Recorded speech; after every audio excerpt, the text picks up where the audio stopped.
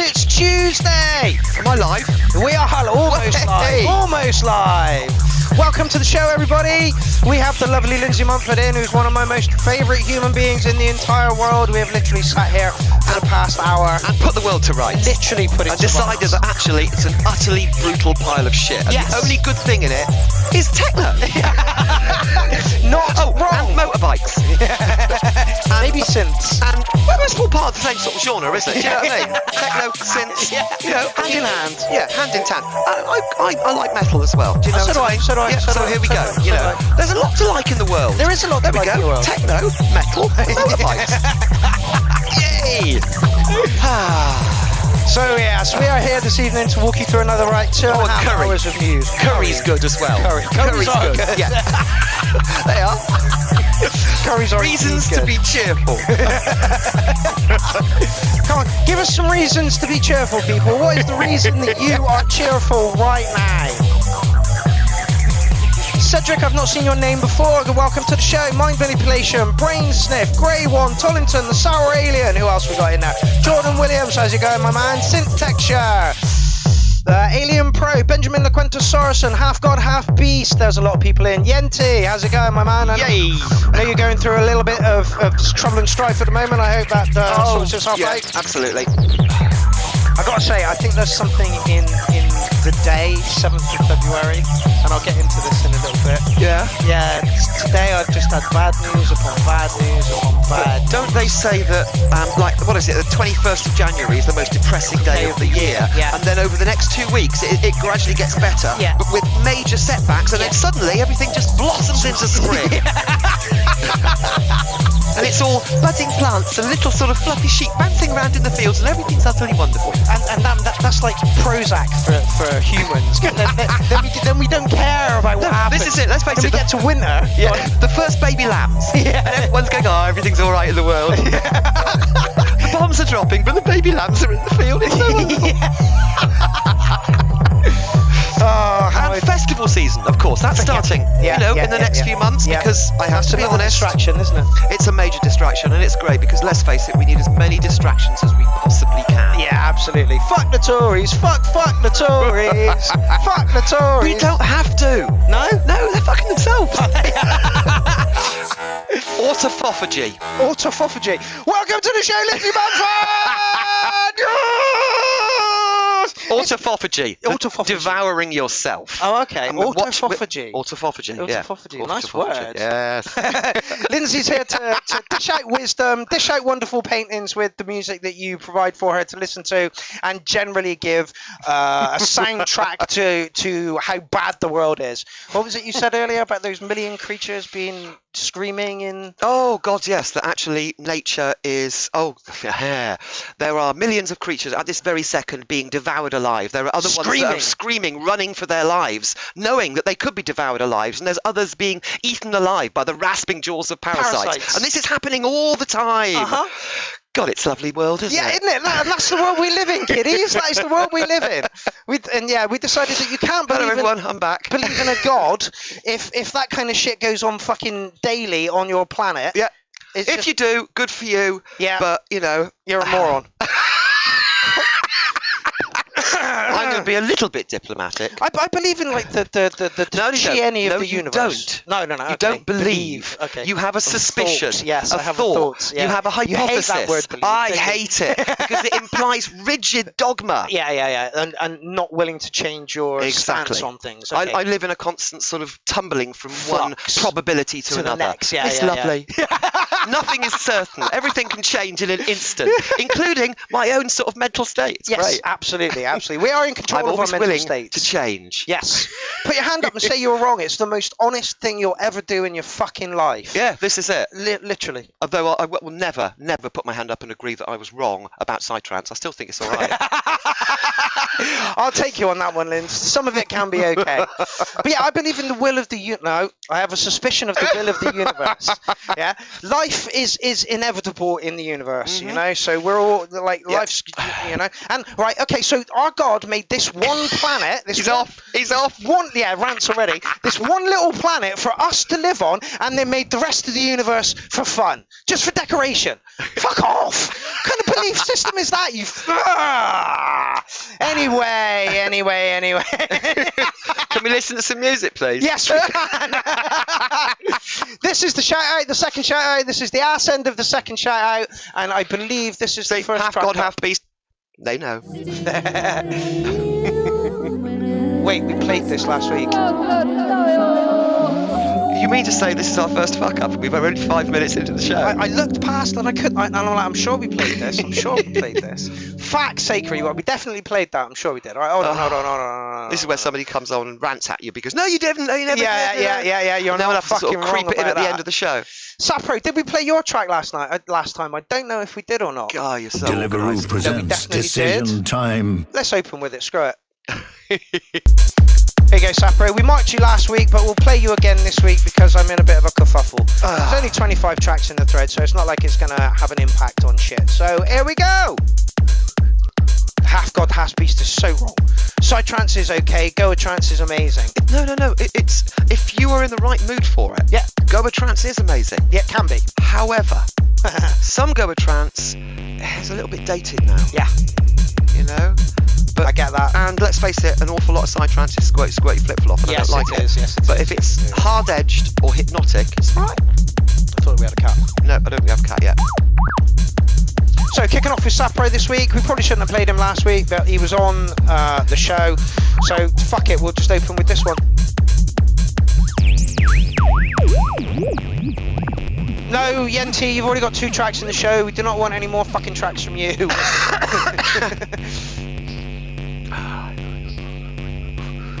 We played that too. Or did we play that?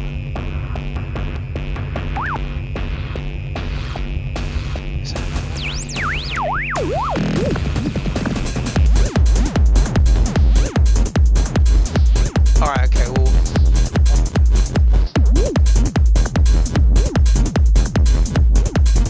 We definitely played that. Yeah, okay. I understand what you mean, Have God, Have Beast, about it taking you back to your youth. Yeah, to a certain extent. No, I was listening to fucking Nirvana, Mudhoney, Smashing Pumpkins. I was grunge back then. That was my, you know. Yeah, perhaps youth is the wrong word. Yeah. Just it earlier days. To a time it takes me back to, let me think, about 20 years ago. Jesus Christ, I'm still old then. Yeah.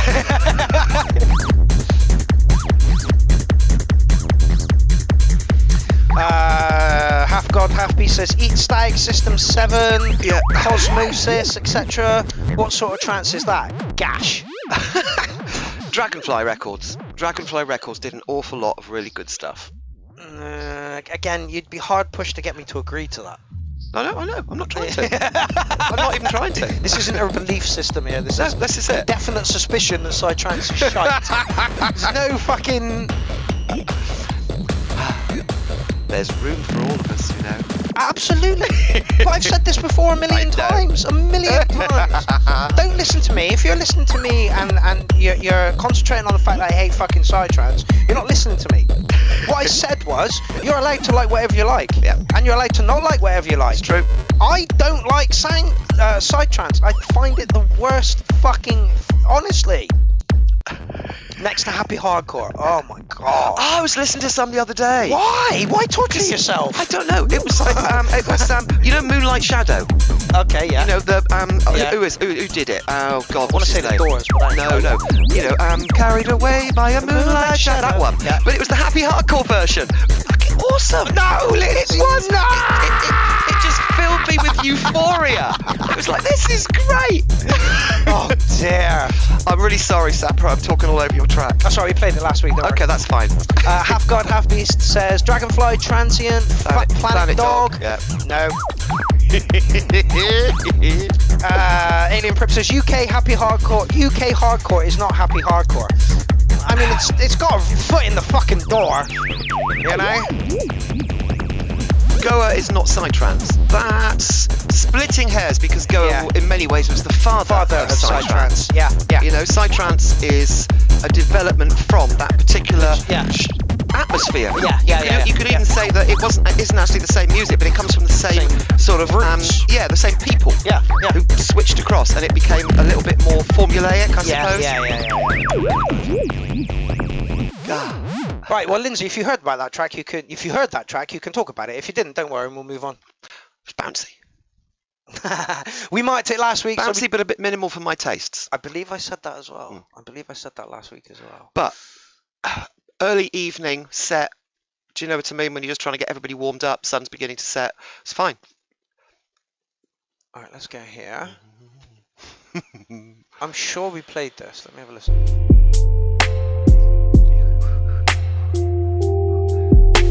Yeah, brain stiff, I'm not going to argue with that. What was that? If brain stiff is feeling cuddly and fluffy. Yeah, exactly. No? But how many times are you feeling cuddly and fluffy, Leaf? Right, we went up to do 2 gigs for brain stiff in Scotland, and the first gig just went so badly. And afterwards, Leaf turned around to me and went, "I haven't drunk for 8 months. Why did you start tonight?" Fucking hell. But then the second gig, we pulled it out of our arse and everything was okay. Alan Crawford, how's it going, my man? Pleasure to see you. I watched a little bit of it. Yeah, that was the second one. I watched it on the first one as well. Yeah, we only streamed for 7 minutes. I know. I caught about 5 of them. Leaf's like, I want an 8-bar counting, so I get an 8-bar counting with a drum roll at the beginning, and I'm like, 1, 2, 3, 4, 5, 6, 7, 8. Leaf goes 1, 2, 3, 4, and then starts. So all of that, everything, all of everything that I put in to tell me where we're going with the track is now completely wrong. Useless. And I'm looking at him, he's slurring his notes, and I'm like, I don't even know where you are in the song now, mate. I've got no fucking clue. The joys of live music. Oh, it was horrific. It was absolutely horrific. This is lovely. Yeah, I have to believe that was the general consensus last week. Can you possibly move your microphone just a little bit closer? A little bit closer. Is that better? That seems to be better. Yeah. Okay. Yeah. Leaf was talking about cuddly and fluffy. Yes. This is cuddly and fluffy. This is cuddly and fluffy. Yeah. We all said this was beautiful last week. I'm sure we did. After party. Afternoon at the after party. Yeah. Everybody's coming down. The light says, I thought I was stuck in a lift for a minute there. I mean, it's not far off, I'll give you that. Oh, I don't know. But that's mean! Fella, that is mean! Yeah, dreamy. Alan Crawford says, great to see and hear you back, Linz. We've missed you. We have. I've missed the URL. But I've been in a weird headspace because I had so much shit to deal with. Yeah. And, everybody at the moment. Yeah, that's it. Honestly, today I've just had bad news upon bad news upon bad news. I'm sure you're going to hear about the ultimate bad news in the next couple of weeks. Yeah. But, Steph Parr, hello there. How is it going?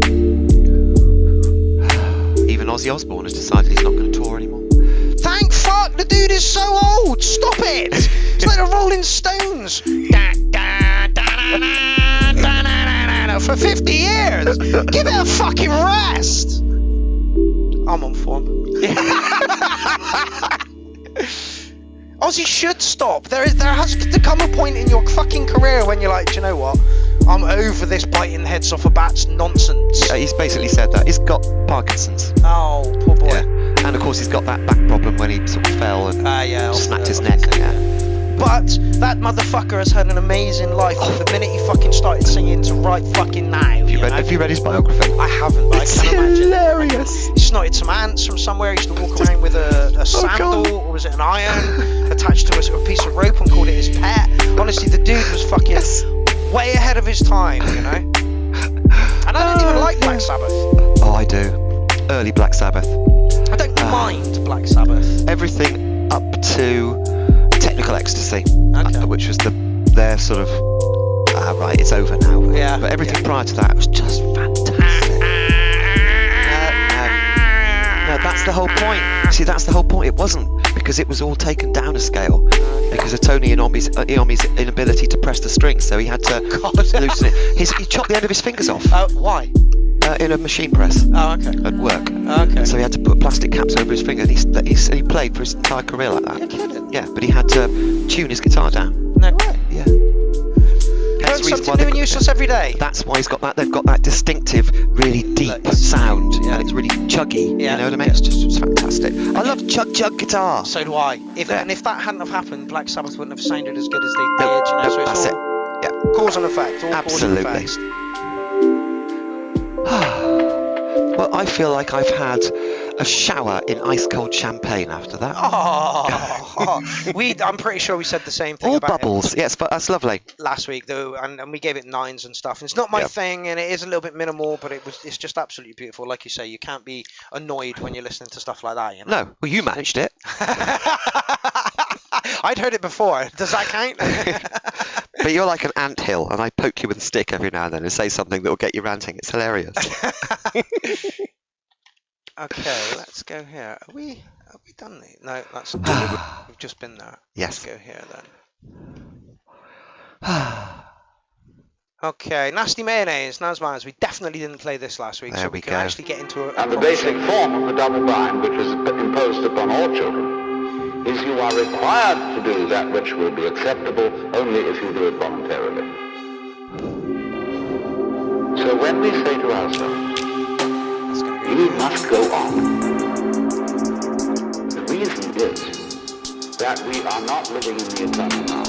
Who's this? Who's the bloke? Who's I thought it was that. Open your window! No. He's a beatnik philosopher. What's his name? Watts. His second name is Watts. God, what's his name? Oh, what's his name? Put hope in the future. Oh.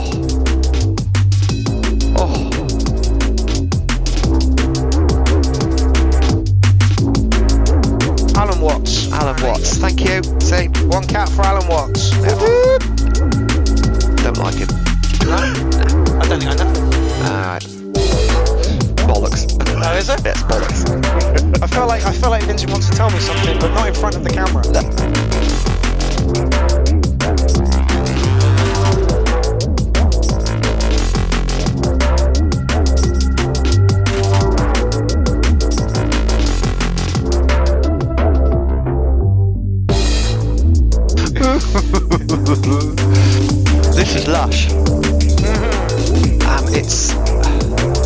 it's got that feeling of liquid, but it's a lot darker. Yeah, it's dark liquid. Coca-Cola. It's Coca-Cola drum and bass. Dark liquid drum and bass. Somebody said, are we all having like a DMB? DMB's killing it at the moment. I foolishly said the other day we need more DMB on the URL, and everybody like stepped up and started putting DMB in. This is lush. And not an angry elephant to be seen. Thank fuck.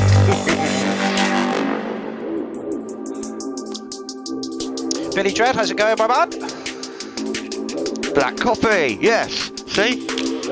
Dark liquid drum and bass. So this is black coffee drum and bass. Yes. I went to the dentist the other day, and they charged me fucking a ridiculous amount of money, and they said I have to give up coffee. I said, what? Probably not, mate. Yeah. Yeah, but they always say give up. You've got to give up something. Yeah. You can't die anyway. No, at the end of the day, you've got a choice. You can give up smoking and coffee, or you're going to have to lose your teeth. I'll give up my teeth. Yeah, I'll give up my teeth, thanks. You get dentures. Dentures. But hope in the future. Kind of wanted it to come back in a little bit bigger, but it's not the track, so it's never going to do that. Oh, nice. Oh, that wobble bass. Wobble. Oh, yes. I like a bit of wobble. Especially when it's done nicely. Yeah.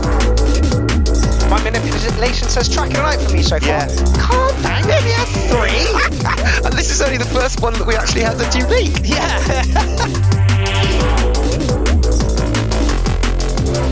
Yeah, all the wub-wubs are just perfect. That sort of counterpoint of two different wub-wubs. Response. Yeah.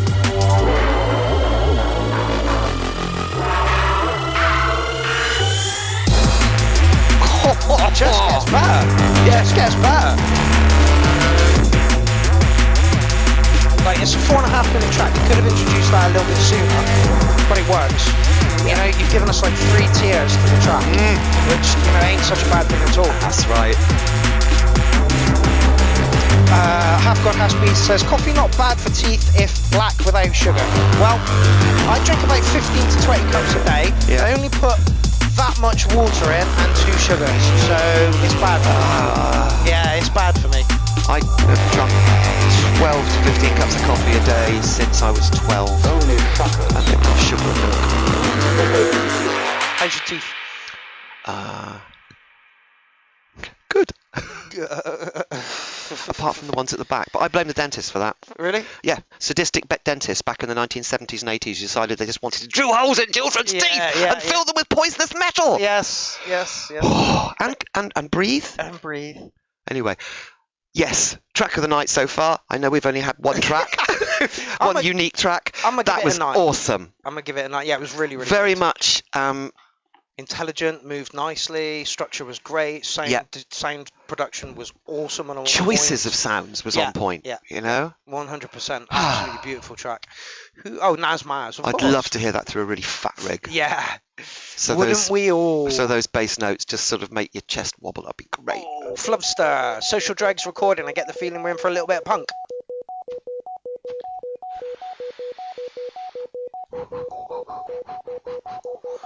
Although, yes, no need for intros.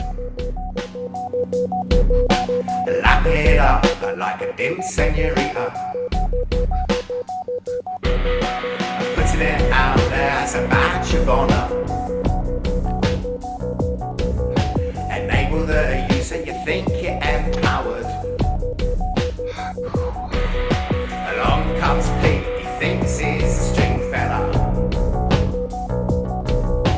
Just another user looking for a river. Have you got the most? And do you like to boast? You're the most fantastic. It's almost like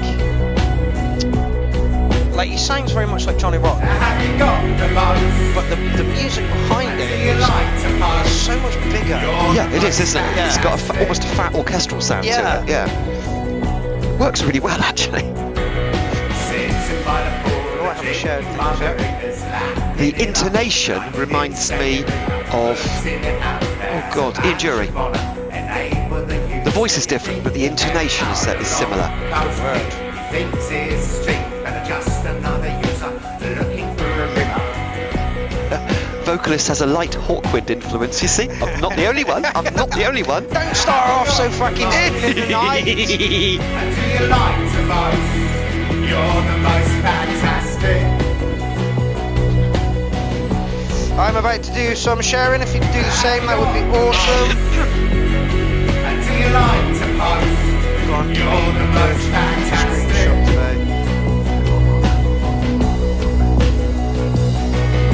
Leave on a rack, share it to the media. You're so Or don't give me anything at all. up their scenery.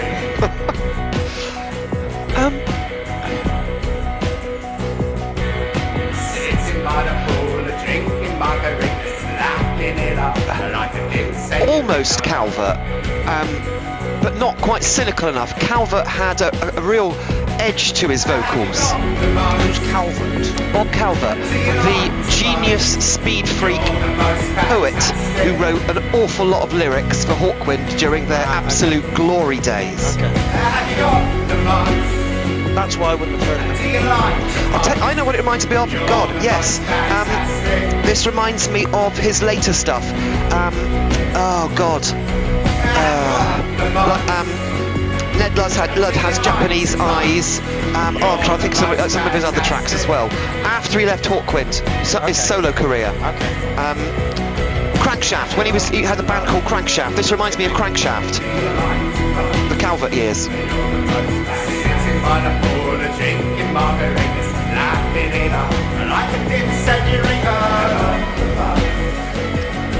I don't know about bringing the vocals forward. I quite like it. When at the end here, they're a little bit. I don't know. No, it sort of works. Yeah, it works. I can see what they're saying. Though. It would be nice to hear it. Because let's face it, this whole track has been a sort of gradual crescendo with more and more sort of orchestral sounds.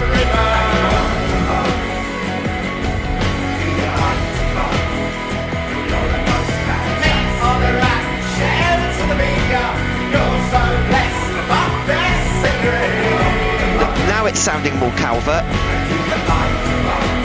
as he's getting more sort of worked up about things. 'Cause let's face it, Bob was constantly worked up about things.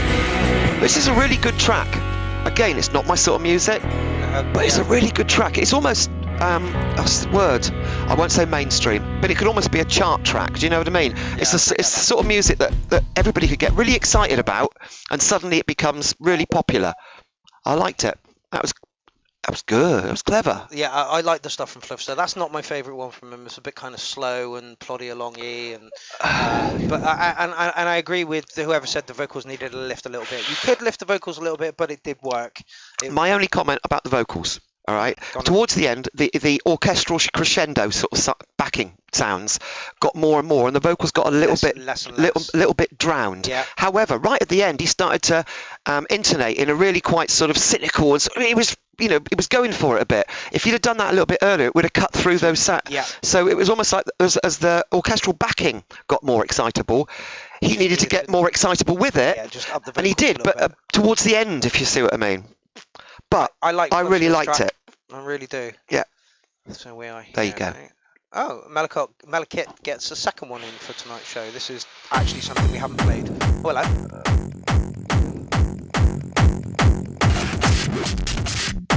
Cocaine lessons. I mean, how much you charging? I'm in for this. £100 an hour, I wouldn't be surprised. Cocaine teaches you a lot of lessons. Yes, doesn't it? It's a very strict teacher. I agree with that. And the lessons are very expensive. They really are. They leave you worse off. You learn things.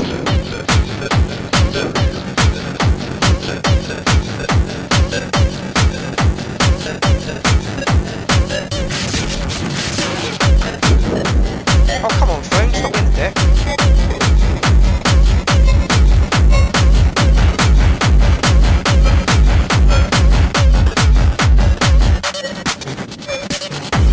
Rig track. Yeah. Yeah. Free party rig track. Excellent.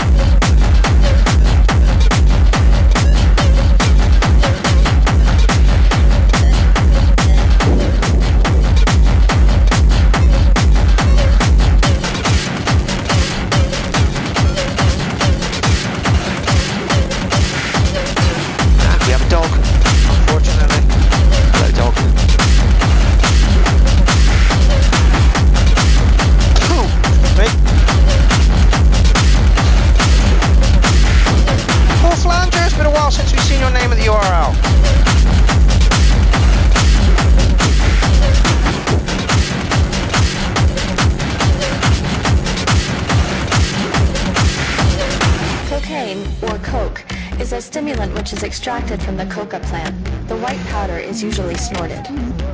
After doing a line of coke, you'll feel extremely euphoric due to a higher than normal release of the neurotransmitter. I don't feel euphoric, I just feel like I'm lying in my You may also feel hypersensitive, mentally alert, and physically energized. A high coke snorting may take about 5 minutes to kick in and last 15 minutes to half an hour.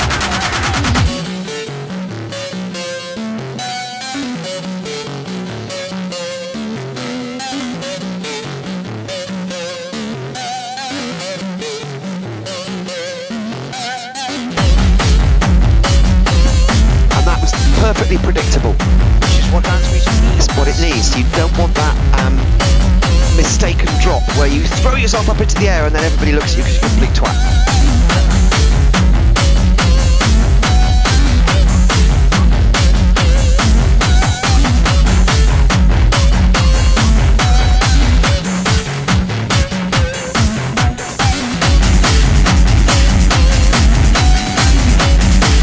It's got that anxious feel. It's a really cokey track. Yeah. Don't rely.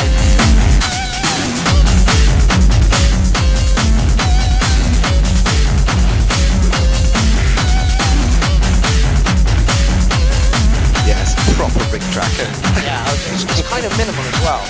Which would work really well on a big rig. Yeah. It would just be It's a stimulant which is extracted from the you know? coca plant. The white powder is Flank usually 12,000 snorted. says, I'm not a big fan of After doing a techno, line but of this is coke, fucking you'll good. feel Yeah. extremely euphoric due to a higher than normal release of the neurotransmitter. King Daughters is in the building. How's it going, my man? You may also feel hypersensitive, mentally I've got alert, House Beat says physically cake makes me energized. boring. Yeah, I shut up as well. Like people are like, oh, you do a line of coke, and you just go flip around and chat to And people. last 15 Me, I minutes sit in the corner and go, yeah.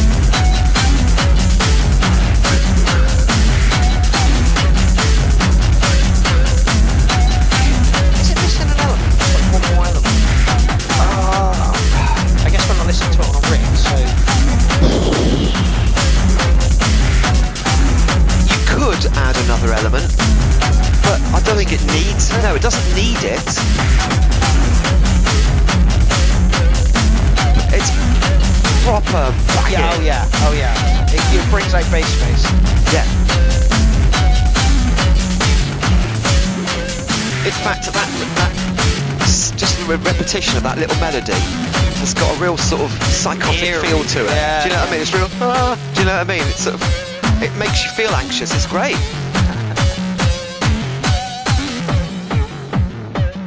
And properly sort of winding down at the end to allow the DJ to bring in the next track.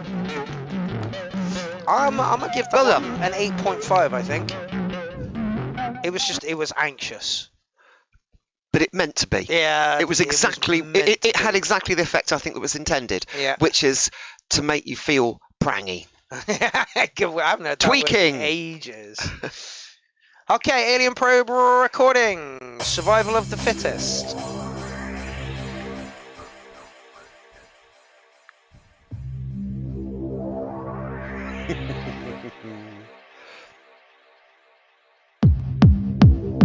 I expected a bigger kick. Give it a chance. It's a very boxy kick. Yeah. And I seem to have developed a headache. Oh, I'm sorry. Oh no. I have ibuprofen if that'll help. Got some codeine over there. Right.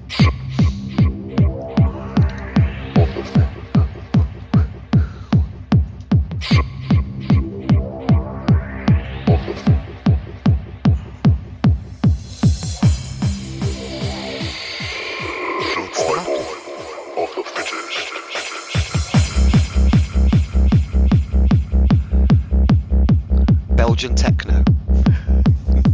Oh, that got stuck. Oh dear. I hate that.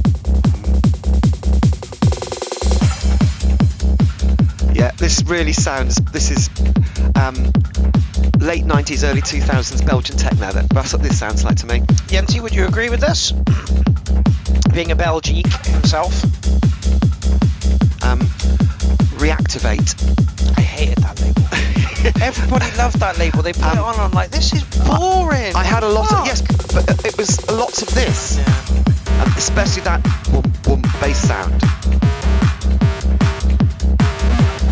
Then what somebody said. No. Belgium Belgian says techno. no. No? Yenti says no. It's because Reactivate were Belgian.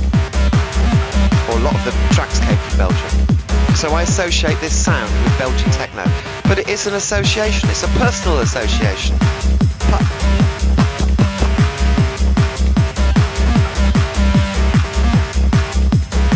Mind you, Yenti was probably about 4 at the time. So not taking anything he fucking says too hard. Half-God Has-Be says Svenbath. Svenbath was never this hard. Again, I remember people going, oh, Svenbath's amazing. I'm like, well, lend us a tape then. Put it on, you're like, what is this? However, the building, it's better. Because the Belgian techno on the Reactivate label could be a bit minimalist at times. Yeah. This is building up to be a bit more acidic, and it's nice.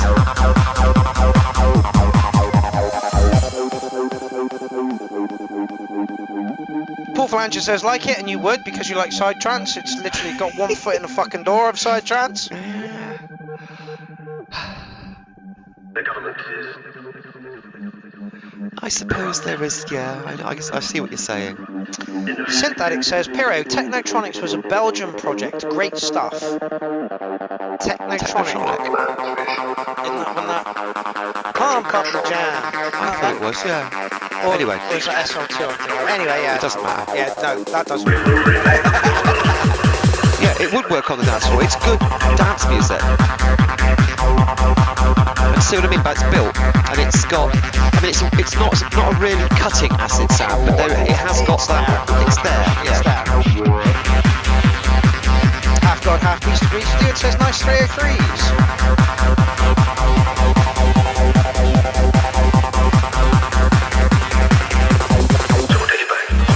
Safe track. I'm going to go with an 8 on the score. There's nothing wrong with it. It's just very safe.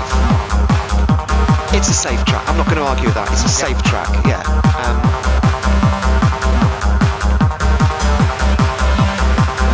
Yes, indeed. My manipulation.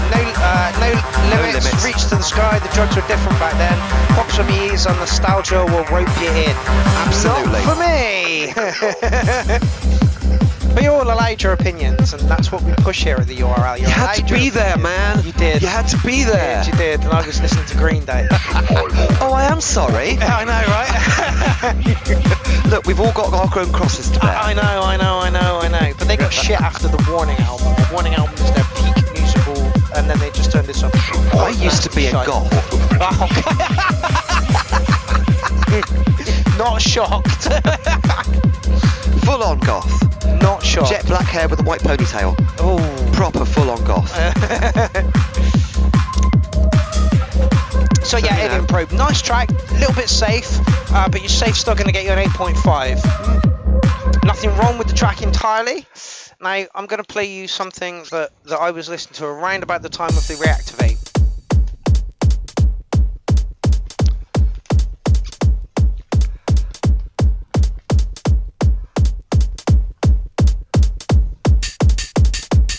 Faster.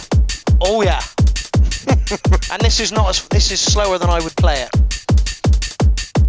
You're just a speed freak. I am, yes. You're a proper motorhead, that's your problem. Right, I'm going to knock it on a little bit.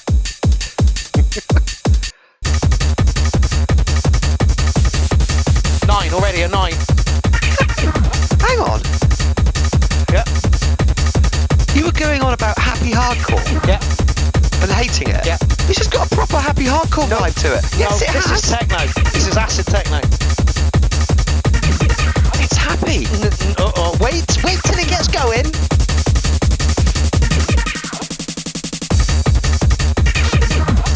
Alien Probe, I have this on vinyl too. 2 copies, right. mate. One's a white label. Yes, indeed, it is the Pranksters. Not actually the Pranksters. Technotics. Okay. Which is Steve Kite and somebody else. I'm going to give you a lecture on evolution. Go on then. Okay.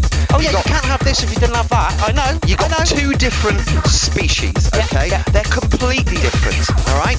And you put them in completely different categories. But as you go back in time, they had a common ancestor.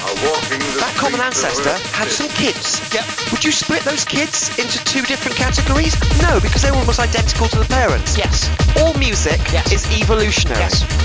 And this Don't have to like it. spun off into happy hardcore, Yeah. and this spun off into acid techno. Yep. I think I've made my point.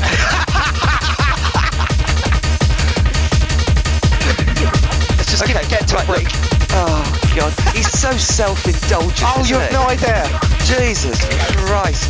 We come in and listen to other people's music, and what does he do? He rams his own bloody... It's beautiful. No, I'm not arguing. I'm not arguing, it's good. But it's happy hardcore. No.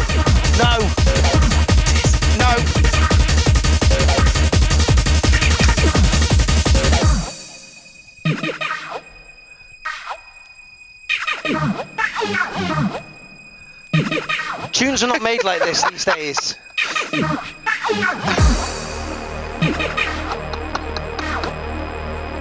It's happy hardcore. No, it is not. It's bloody happy hardcore. Not at all. Dr. Vinto says I agree with Linz. Well, get out. In fact, get out. Outvoted. Not happy hardcore. You do realise that at some point he's going to play us a track and it's going to be psytrance. He'd be going, no, this is acid techno. This is acid techno. It's like, no, it's bloody psytrance. All this I hate psytrance is bollocks, mate. Look, enough now. Play somebody else's music. Wait till we get out of break. Oh, God.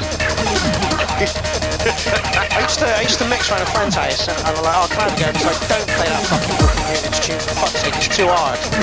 I'm like, mate, it's the pinnacle of my set, you can't not fucking play it. He's getting all excited here, you realise that? Here we go. Oh. Proceed with the operation.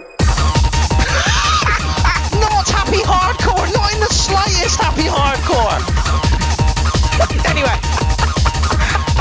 That's what I was listening to when you lot were all listening to the Reactivate stuff, and I'm like, but that's slow and boring. This is fast and it's got stuff going on in it. Why are you liking this shit? Anyway, next up we have Waverman, I think it is. Oh, so sorry. With Talk Talk, you I can just can't speed keep up. him under control. It's beyond me. This is going to be good. Waveman does not put in shit tracks. This is going to be good.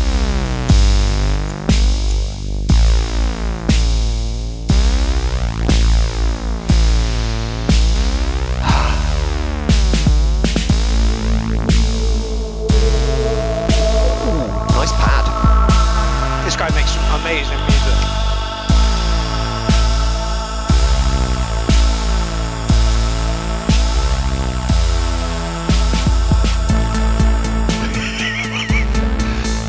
Everybody decided you've had too much coffee. I've had like 3 today. I'm taking the dentist's advice and trying to fucking... I've even started putting 1 sugar in my sodding coffee. Not enough coffee. It's just the URL and I get to let loose. Most of the time I'm sat in my room on my own doing fuck the fuck all.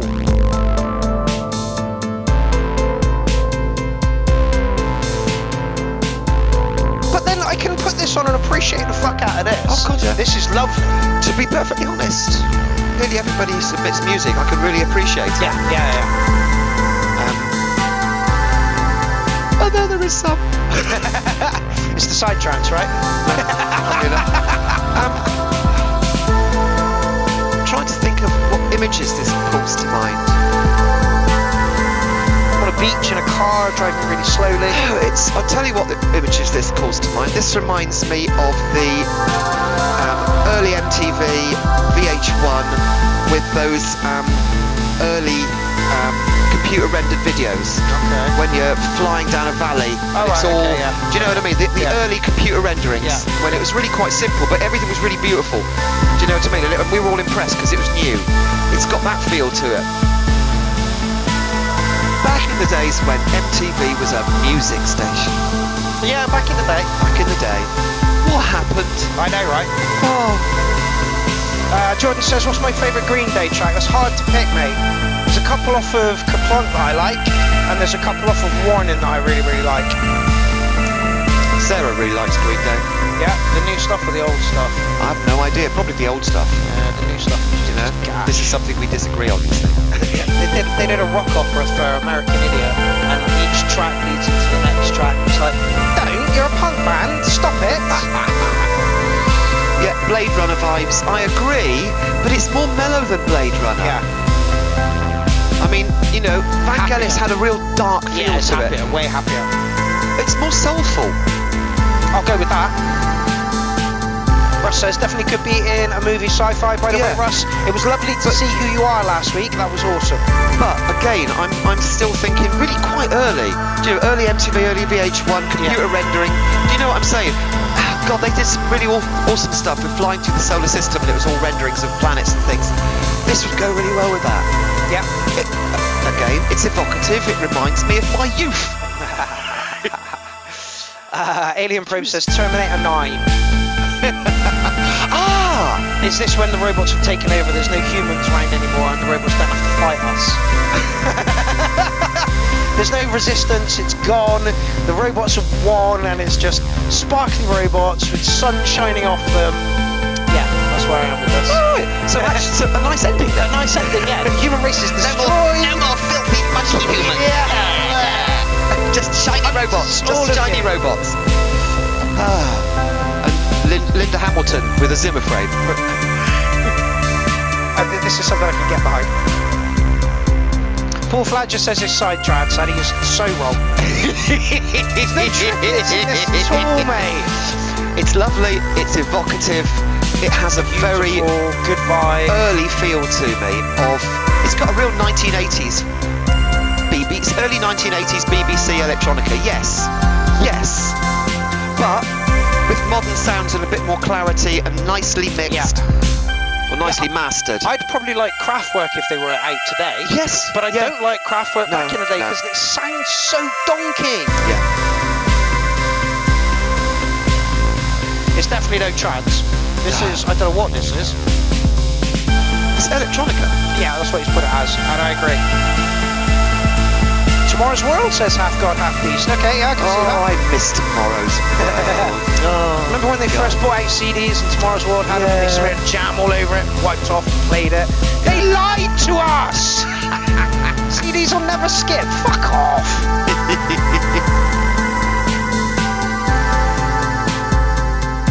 Oh, Russ says a modern Blake 7. Or he said Black 7. I miss Blake 7 as well. I've watched a bit of it a while back. Yeah, it's great. It's just a touch too early for me. It's total cheese. Yeah. But I mean, Avon and Villa, they were just such awesome characters. I love the name. Avon was the cynical one, and Villa was the comic relief. They just worked as a. I really like Blake 7, but yeah, it was crap because the special effects were just garbage. Awful. Yeah. But there was just something. Oh, they should make that as a film. They should remake it. I mean, The Liberator was such cool shit. Oh my god, here I go. Sci-fi nerd, I apologise. I had one of those when I was a young lad. A little one about that side with the green ball on the back. Oh, you see it just showing off now. Okay, so wait, happy days. Beautiful track for everybody thinks it had a sci-fi feel to it, and I agree entirely. Oh yeah, absolutely, 110%. So like, I'm gonna give you like 9.5 for like overall on the score, but I'm gonna bring it down to about an 8 for me for like personal preference. Was absolutely beautiful. Just don't know when I'd listen to it. Is my thing on that one. When you're watching a remake of Blake 7. In fact, if we could get hold of the people who digitally master stuff like that, we could give them this and tell them to put that as the soundtrack. Yeah. I tried watching Silent Running the other day. I got about 10 minutes in. I'm like, no! I can't watch Silent Running. I cry. Exactly. That was my whole point. I got 10 minutes in and I'm like, nope. Nope. So I put Vanilla Sky on instead, and I had an absolute paddy when it finished. Literally, I was like, I'm going to cry in a minute. What the fuck's going on? It was horrible. But Vanilla Sky, I don't like the film, but I love the concept. The fact that he's going to wake up in a sort of cybernetic world in the future, and he's actually survived, and everything's going to be fucking 150 years later. My idea of heaven. Yeah, I can imagine. The problem I see with that is if you're going to cryogenically freeze yourself now, by the time it comes to let you out, humans are going to be off the fucking planet anyway, and nobody's going to be there to let you out. Or, you know... No, you haven't. I Am Maniac says, as he missed Hawkwind. No, it was mentioned. In fact, we had a long conversation about Bob Calvert. We did? Yeah, we had. It's a Fluffster's track. You missed it. More electronic? Another ponderous, evocative feel track, but so much more modern. It does look like the Tsar bomb, doesn't it? Which one was that? The Tsar bomb was the biggest bomb that was ever exploded by the Soviet Union. Oh, okay. 250 megatons and 250 million tons of TNT equivalent. And it was actually, I think it was a third of the size of the one they were actually planning. But when they exploded it, it was actually more powerful than they expected, and they realised that if they had exploded the big one, it probably would have ended the Earth. Could have set the atmosphere on fire. Humans, aren't we awesome? Come, let's love each other. Let's be in peace. No, let's blow the planet up. Yeah. Fuck you. I have become death, the destroyer of worlds. I can't hear the kick. Everyone's saying the kick is huge. Where is the kick? Yes. Hawkwind are playing at the O2. Near to Russ 889. Are you gonna go? No, I saw Hawkwind when they were in their glory days. I've seen them a couple of times since, and it's not fair to say they're tired old men, but they are. And some of their new stuff is just, it doesn't excite me.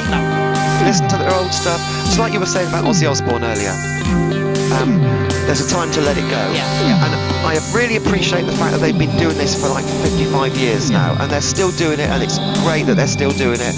And there's lots of people who haven't heard them in the past who are going along and thoroughly enjoying it. But to me, it's eking out that last little bit, and it feels somehow undignified. Yeah, I get exactly where you're coming from. I went to see Primus, and they was on their Chocolate Factory tour, so they did like an hour and a half of their old stuff, and then they went to the Chocolate Factory stuff. Now the old stuff was like 5-10 BPM slower than I remember it being, and then the Chocolate Factory stuff, I guess because I've been listening to their older stuff, you know, it just felt faster and like they were enjoying it more, and that's okay. Yeah. But I don't really like it. Sometimes it's good to leave things in the past. Yes. And occasionally pull the album out and play it and think, that's good. Yeah. And it didn't help that I was rinsing their Spring Baby 92. I'll play it in a minute. Oh god, here we go, more self-indulgence. I met Brock and the bassist in 1990. Yeah. I didn't realise it was them when I said cool t-shirt walking past until they got on stage and nodded down to me. It's hilarious. They're a good bunch. The Hawkwind we're talking about. Yeah, that's it. They're bassist from the late 90s, early 2000s for a friend of mine, Rob Tree. Oh, okay. Yeah.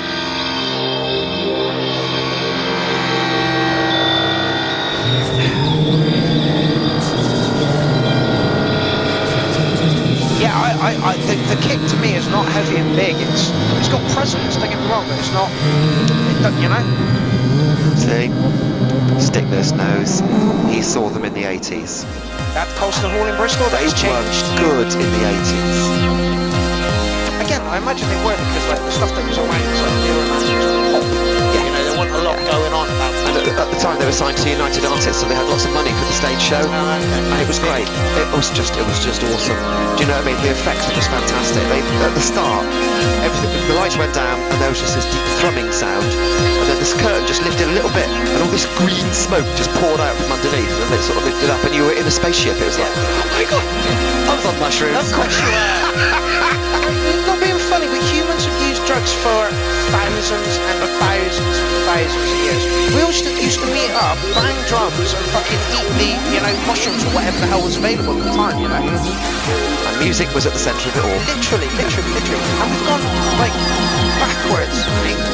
You know, we now go to sit down at a concert. But I paid 75 fucking quid to go and see Zappa's Son. I hated every fucking minute of it. Dweezil Zappa. I think it was Dweezil Zappa, yeah. Like, it was horrible. Like, a friend of mine wanted me to go. And I'm like, okay, I'll accompany you. I don't really like it. But like, and it was horrible. Sat down at a concert. It's not what you need. No. It's not. No, it's not. You need to be flailing your arms around and throwing shades off your nut. This is another evocative with a sort of 1980s sci-fi feel to it, but a lot more modern. But yes, I agree with you.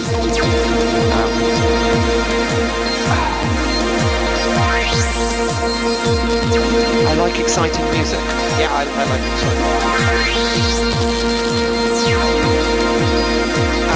There's a few little transient clicks in here. Because I would love to listen to this on headphones, but I get the feeling if I was listening to it on headphones, those little transient clicks would go and it'd be really quite jarring.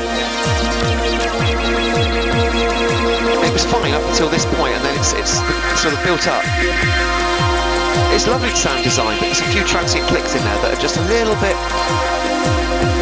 They've gone again now. I think it was just at the high point of the crescendo.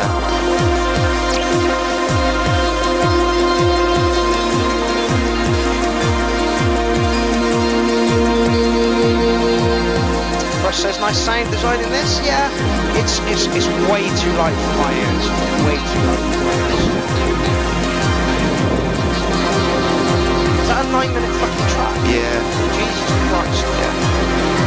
We have it here. We can throw it. Before we go to the end. It seems a pity to stop it because it's only got a minute or so to go. I know, but I don't think it's going to change much. No, I don't think it's going to change much. It's a soundscape. Yeah, it's good for what it is. I don't know when and where I'd listen to it. On headphones, in the dark. See, now, there's no need to ever listen to headphones in the dark. Headphones need to be on speakers. Music needs to be on speakers, really, really loud, so you can't hear the people moaning at you.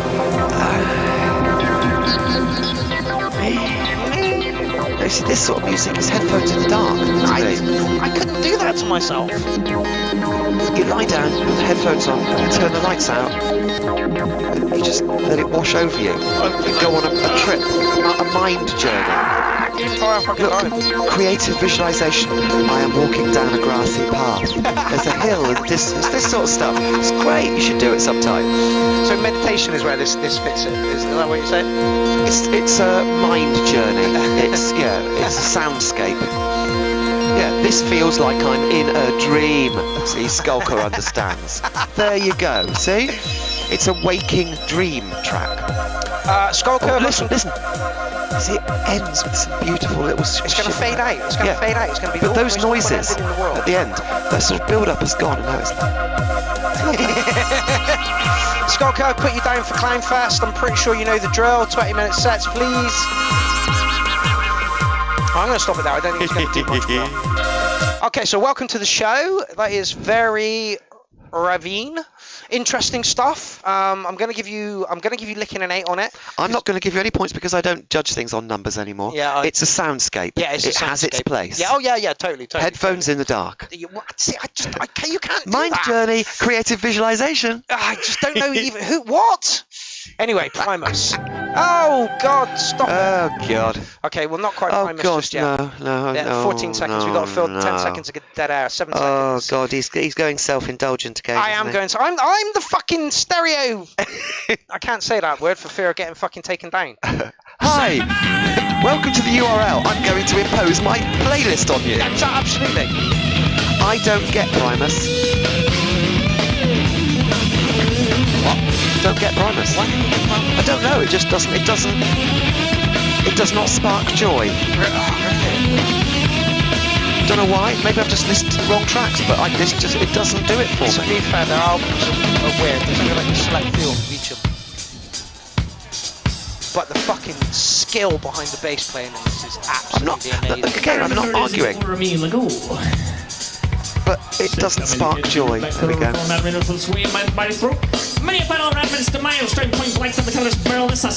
this is what I wanted when I went to see him. I wanted this pace, but it was so much slower.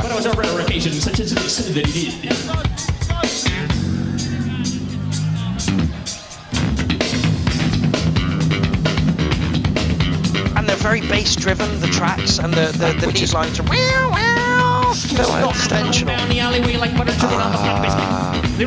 Yeah? Go on. It's fine. I thought you were going to say something. No, I'm not going to say anything because I just don't get Primus particularly. I can appreciate the skill without ever enjoying the sound. Yeah, I get that. And I do like slappy bass. No, Dynamix, no. Mark from level 42 is still my favourite bass player. No. Like, no. All right, Steve Harris from Iron Maiden. That's a bass player. He is very good. He is very good. Triplets. Mark from Level 42 is very good, but so's Flea. I've also heard better. Yeah. And I can't remember the guy's name. He does loads of YouTube videos where he plays relatively short, it's like 2 minutes of just the most outrageous yet really clever bass. Have you seen the guy who's made the bass guitar out of, actually it's gent rather than bass, Okay. out of a shovel? Yes, I've seen that guy. Brilliant. Okay, so this is Brain Sniff being remixed by Leaf and Johnny T, I believe.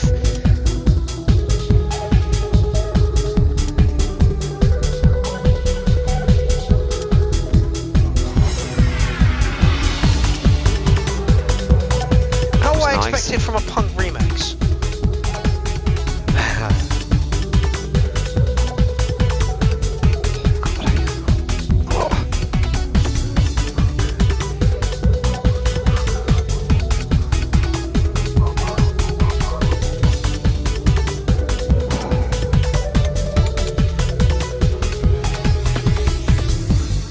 No, it wasn't Music Magpie that made the shovel bass. I mean, he may have. He's done lots of weird stuff. No, I can't remember the guy's name. He's a really good guitarist. He does lots of weird stuff. He also does things like every kind of metal in 2 minutes. Or just like 10 seconds of each metal. He's very clever. I can't remember his name. But yeah, he plays slap bass on a shovel and it just sounded awesome. But it was more gent than bass.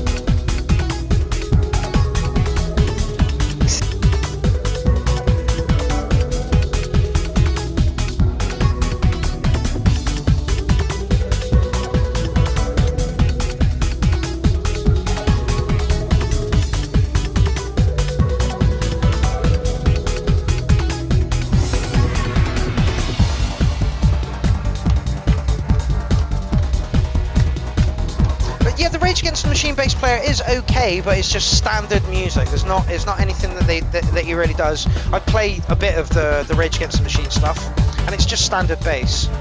You know, if you're going to impress me, it's going to have to be like Flea style. You know, although he's turned to absolute gash in the past few years.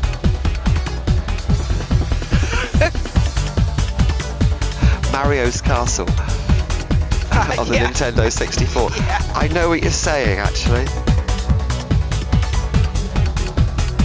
Evo stick.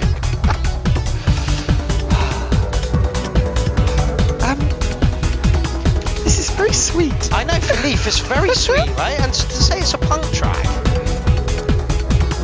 I'm just trying to understand. It has got an 8-bit sound to it, hasn't it? Yeah. I'm gonna play you the original.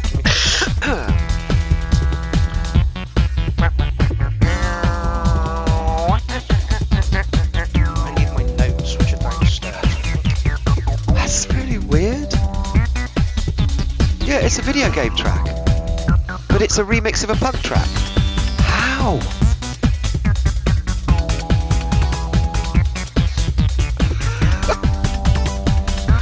Well, now you've said it, you see, all I can see is Mario. I can just see gameplay in my head. This track is actually about sniffing glue. Evo stick. Okay, that explains the comment. Oh yes, Evo stick. Wow. Play the original, give me 2 seconds.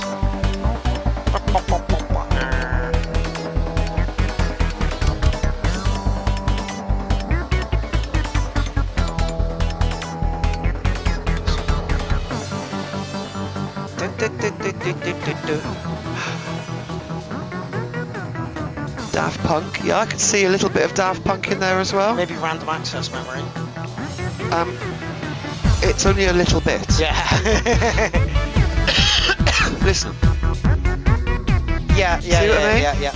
Leaf, the only thing I will say to you for this one is give it some hairy balls. I don't know. I quite like the fact that it's so light. It's rebelling against the rebellion.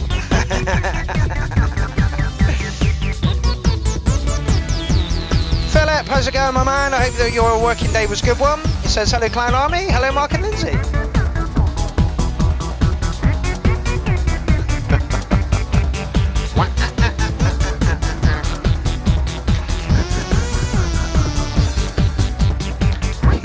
Okay. Were you a glue sniffer?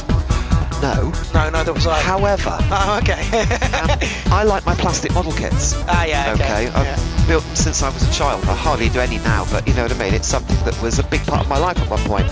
And as a child, I remember on Christmas Day getting a load of Airfix kits and going upstairs and making all those Airfix kits. And by the end of the afternoon, I was high as a kite. And then was very, very ill. Which probably made me think, I never ever want to do this again. I got detention one time, and me and my friend had to stay back and clean the desks off, and he was like putting it on his fucking jumper and stuff, so that when we went out, he was like, and I'm like, well, let's have a go at that then as well. So I did the same thing, like, and of course we're walking out of school, and I'm like, wait, no, I don't like this. I also worked in a shot blasting and powder coating factory for a while, and we had a big degreaser. Same thing. And the degreasing fluid, because you heated it up and it would evaporate, but it only gets so high because of the cooling coils, but you had to reach in and get stuff. And with heat-proof gloves on and such like, and every time you reached in, you sent a cloud of it up. Yeah. And there was a time when they had to stop me because I was going to fall in there. Do you know what I mean? Okay, so Leaf, we're diametrically opposed here. Lindsay's loving the niceness of it. Because I know the original, I would like that to have been a little bit more dark and truer to the original, I guess. I'm going to give you a solid 8 on it, and I think Lindsay lamented over it, so you're all good over there. I just like the fact that it was so anti what Leaf does. Yeah. Do you know what I mean? It was rebelling against the rebellion. Britannia waste rules! Okay, so that's Britannia. Britannia waste! Kick it off everywhere! Pressure and you're made up and skin! Destroy! I think I get the point. It's going to be something like that. Right, this is about the origins of being a punk, yeah? You can't be a proper punk if the first drug you ever tried was cannabis. You have to have started off on the glue.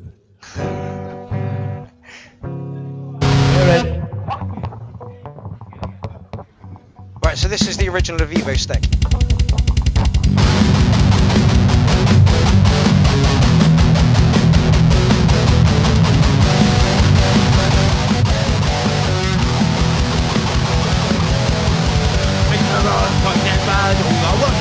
And a plastic bag, the only thing I can afford to take with me. I like it even more now, you see, because it's such a juxtaposition. It's what it should be, what it is, yeah.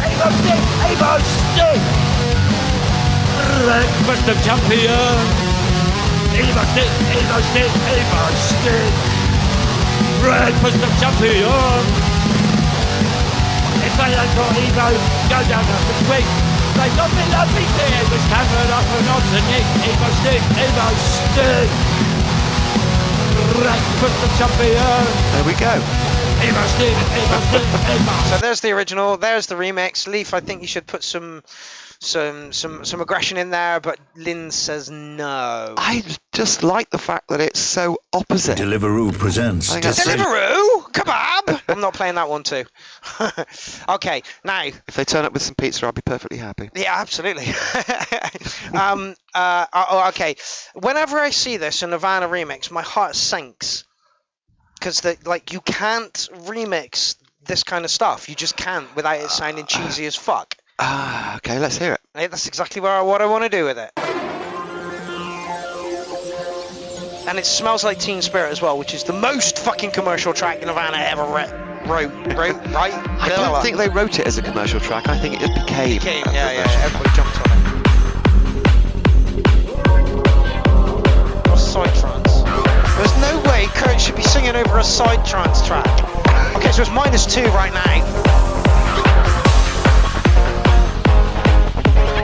This does spark joy. Right, I went to see a Nirvana tribute act, and within three songs I'm like, no, this is a watered down fucking bullshit version of what Kurt would have, and he would have turned in his grave for a fucking, you know?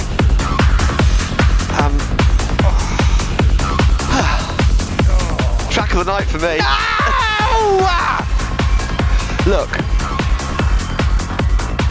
I see myself, yes. okay, at a psytrance gig, Yeah. and I'm dancing, and this comes on, and because it relates to something from my past, Yeah. You can I be would be super excited about yeah, it. exactly. Yeah, this is it. I get it. I Yeah. don't like it, but I get it. Yeah.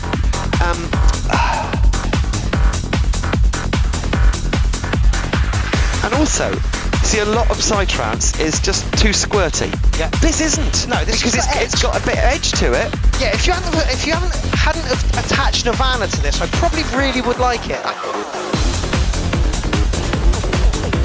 And I'm just waiting for some vocals at this point.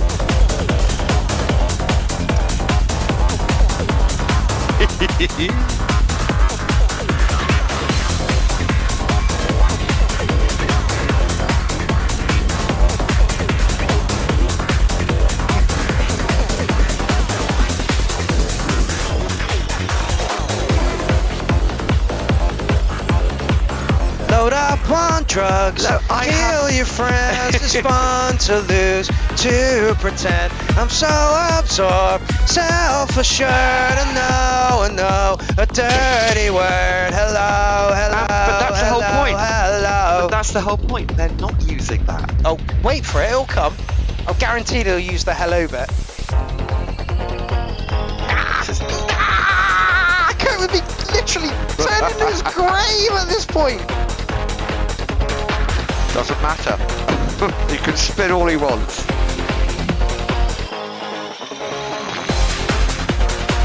This has actually got some really good energy. I would be fucking loving this. I'd be spitting at the DJ. Stop it! You'd be escorted out by now. Literally, and I'll be happy about this. See, a lot of psytrance is pretty little pixies going like this. Yeah. This sort of psytrance, like Oh yeah. It's angry teddy dads. angry teddy bear dance. That's it when I'm doing it. You know?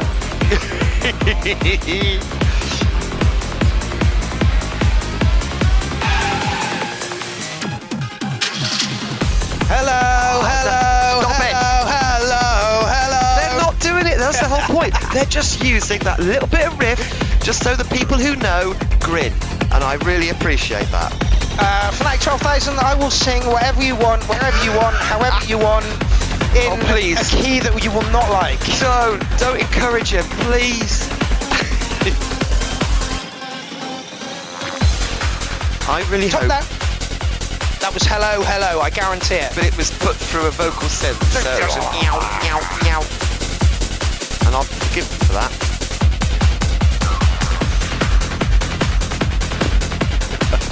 If you reach for that shotgun, Iron Maniac, don't forget that you've got to have a pencil glued to your foot so that you can hit the trigger. Hello. Okay. I wish they hadn't done that bit. There was no need for that. They could have just carried that. Okay. All right. I would say, to my mind, having the vocals in is a mistake because it makes it resemble the track too much. Yeah. Whereas just having the little riff in, to my mind, is perfect because it just makes those who know grin.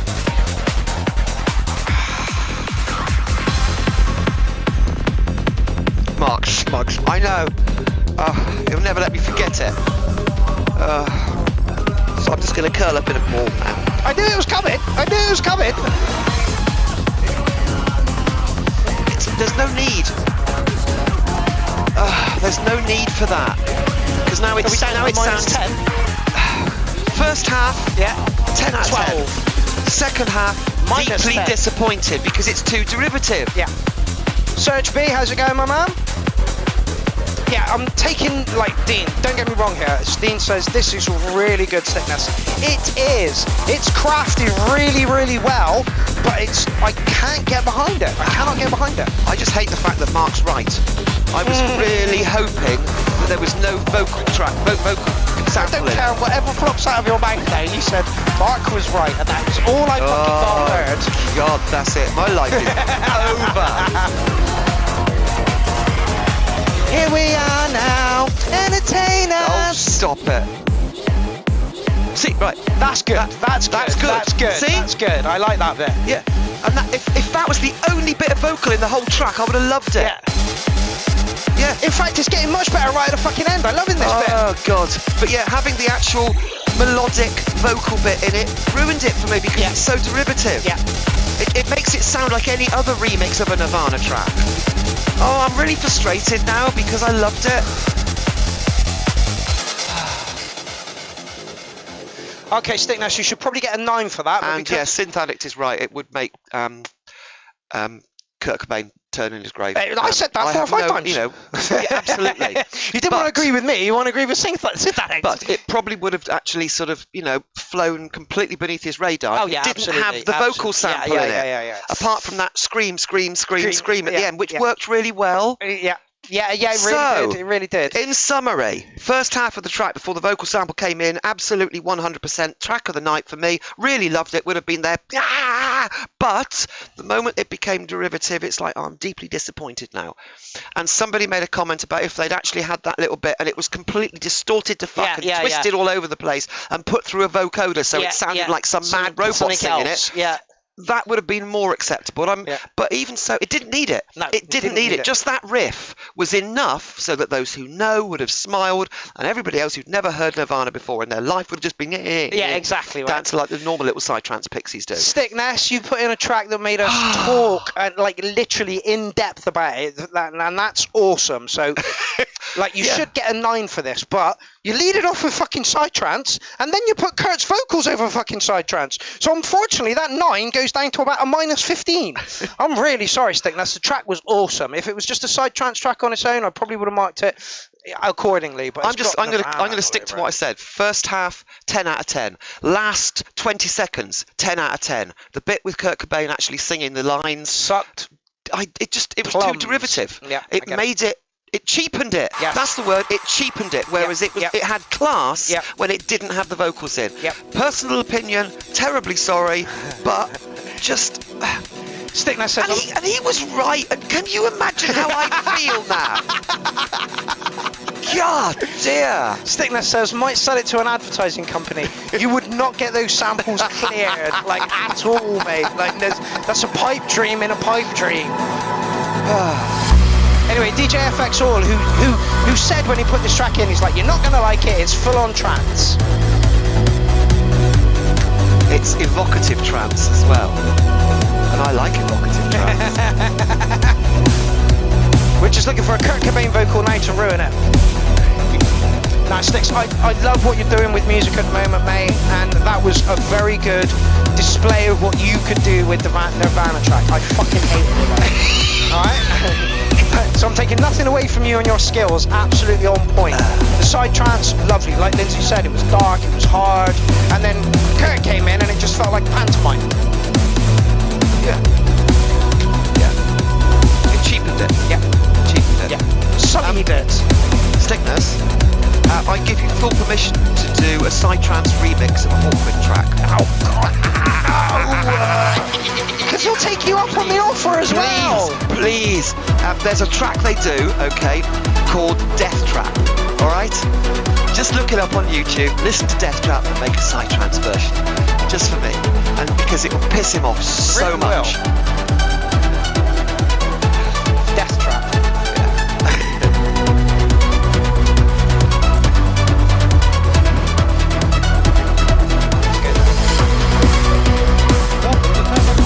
Any Hawkwind track, to be perfectly honest. Anything up to 1981, nothing after 1981.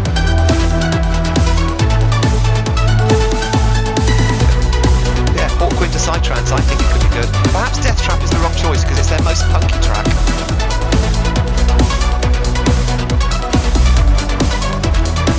The XL5, yeah. Fantastic album. You heathen bastard! Stickness says, I thought about it, Linz, but I love him too much. So you defecated on the fucking corpse of Kurt Cobain, but you won't do it to fucking Hawkwind! You get out! Cunt! Just think how annoyed he would be. Look, I've got to get revenge for the fact that he's going to be rubbing my face in it.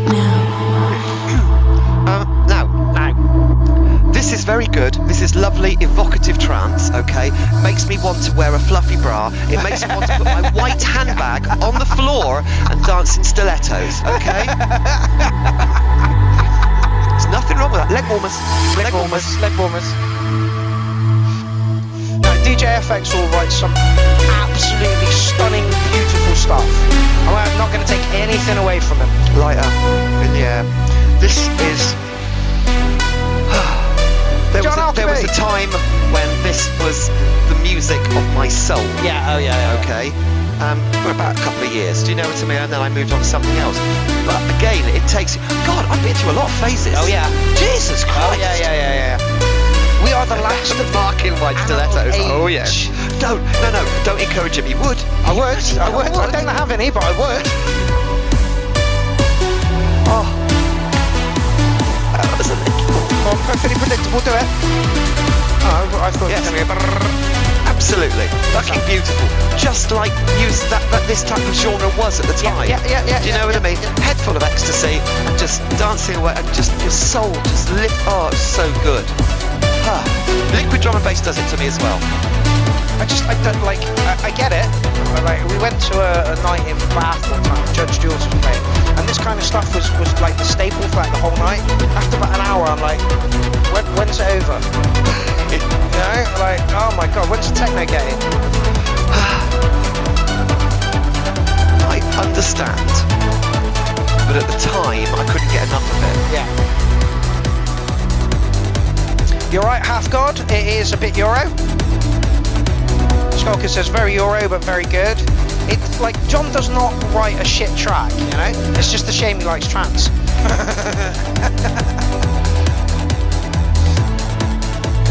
John Alchemy says this is Tomorrowland all Salted over. Battery. See, this is the thing. Everybody knows about Hawkwind apart from you.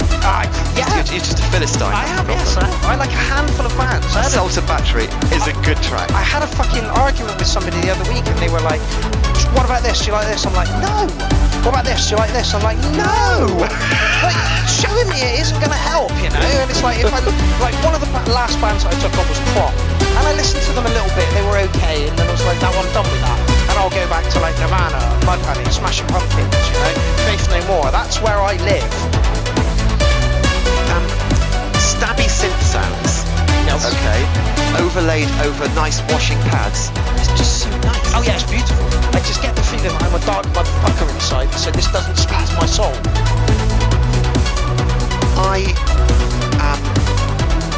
Oh, there's diplomatic words looking to come out of your mouth right now. a complex creature. I will agree with that. There is darkness. There is. But there is also a nice also big bit of light. Yes. And there's some beautiful things as well. This makes me feel beautiful. Yeah, I get it.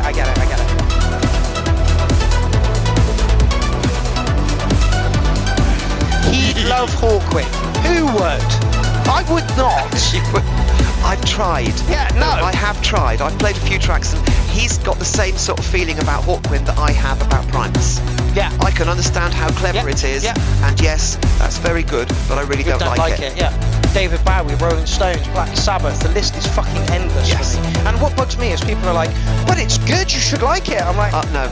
No! Go on. If you were there... Yeah, and it was part of your youth. And it was part of your environment when you were creating your own personality. It becomes embedded. I get and this. that familiarity, I get this. along with the novelty, actually just becomes part of you. Yeah, I get it. I understand it. I do. And I can see the purpose in music for a lot of bands, like the Rolling Stones. I get why they're important. The Beatles, I get why they're important. You know, Black Sabbath, Led Zeppelin. I understand why all these bands are important, but their tones just fucking miss me by. I'm going to give you a 9 for this one, mate, because it was just absolutely beautiful. Yeah, it was perfect euphoric trance. Okay, so this is Death Trap by Hawkwind.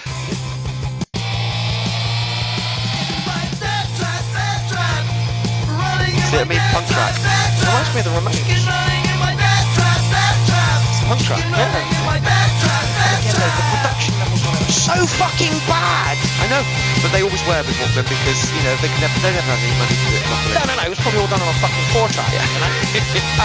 But yeah, like, I'm a sucker for good production. Like, I can't listen to any Metallica album before the Injustice album. When CDs first came out, okay, the transition from vinyl to CDs, because, you know, shitty old vinyl record player that I used to listen to my music on, and then we bought CDs, and the clarity was just absolutely superb. Yeah. And then I got some Hawkwind stuff on CD. Actually, it wasn't Hawkwind, it was Nick Turner's Sphinx, Exciting Today, the Egyptian album, and listened to it, and it was crap because the production values were so bad that when I listened to it on vinyl, I didn't notice.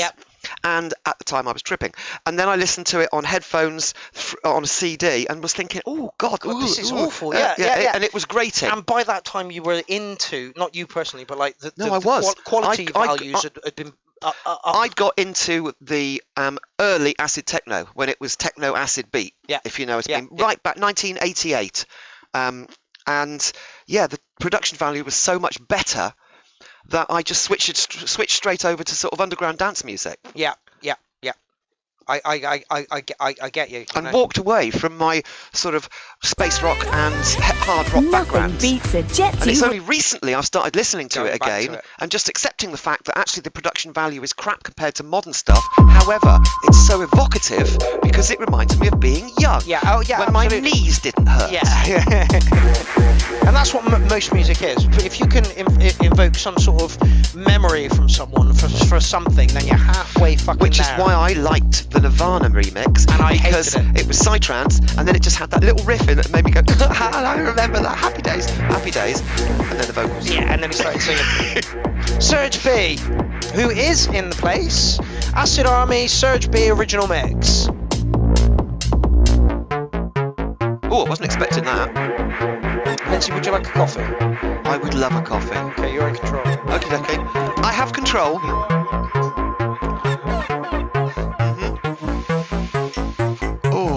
Can I have a biscuit as well? Thank you.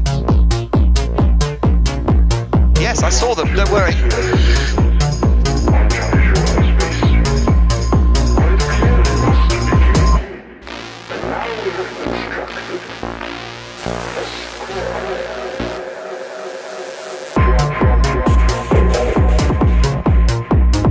Ooh, this has got a weird beat to it. It reminds me of Summit. It reminds me of Ollie's Donk.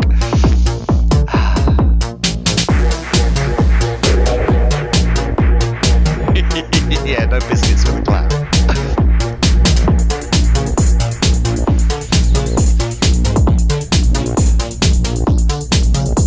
The way this started, I was not expecting this.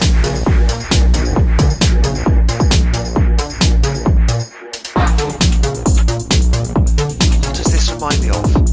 God.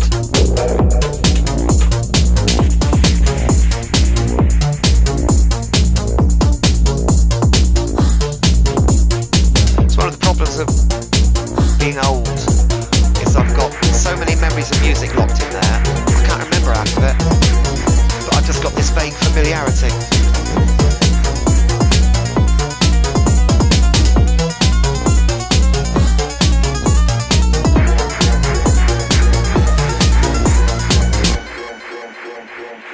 I'm liking it more. Yeah, I'm liking it more.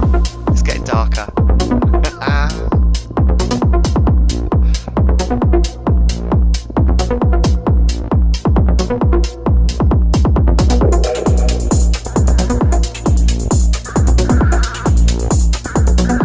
Yeah.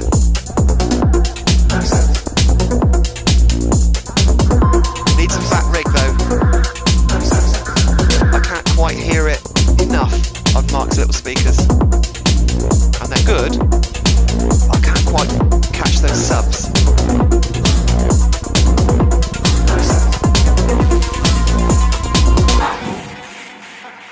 Yeah, Mr. Wazzo, that's it. See, I knew it was from. It was the earlier bit, not this bit. This has gone darker now,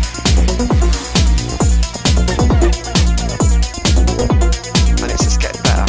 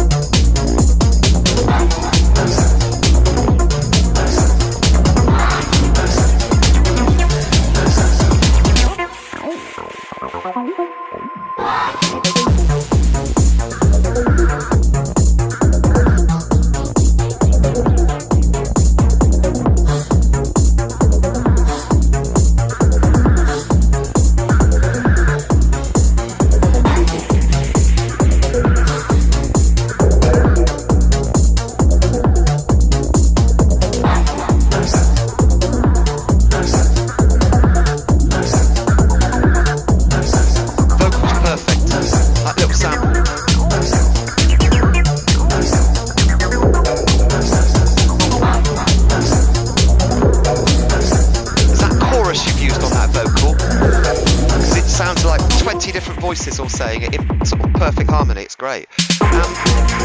This started out and went through a couple of like mutations. Okay. At first I was thinking, oh, I'm not keen on this. It sounds like donk without the donk, and then it just got darker and darker and really developed, and it's really good now. Surge Beat doesn't usually score anything less than a 9. The dude writes some absolutely amazing music. I'm sorry about the milk content. It's fine.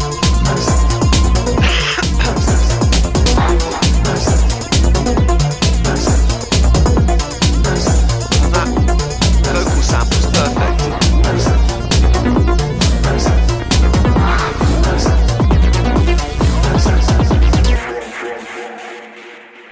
Unfortunately, I can't mark it because I only heard the intro and the outro, but it sounded very typical Surge Beat to me, and I probably would have slapped a licking a 9 on it. I was not expecting it to do that when it first started. It sounded like it was a little bit fluffier, and then it got a little bit, as I said, donk without the donk, and then it started to get this really sort of psychotic little, very simple melody that just repeated on the synth line. And then there was some other little twiddly melodies going on that were also equally psychotic. It was like, oh my God, this is really quite disturbing. But it just layered up beautifully. Yeah, that's what Surge does, yeah. honestly. It was not what I was expecting at all when I first listened to it. That was really good. Sad Love, Lost in the World, Nirvana cover, Bleach, Love Buzz. What is wrong with you people? Why are you doing this to me? You evil sadistic bag. Chocolate biscuits. I thought they were just like rich teas or something. No. OGs with chocolate on the top. Only the best. Only the best.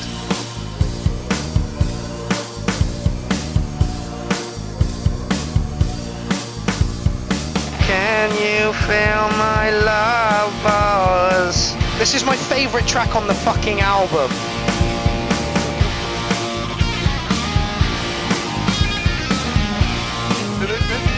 Nirvana. No, Positive Change.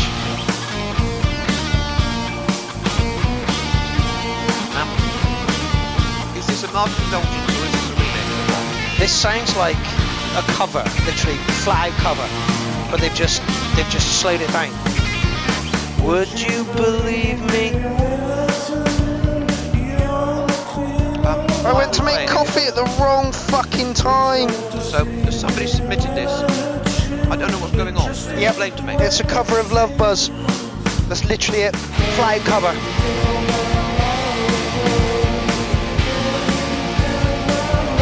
Yeah, everybody's out to bastardise my favourite tracks tonight. Good evening, Mark McCullough. How's it going?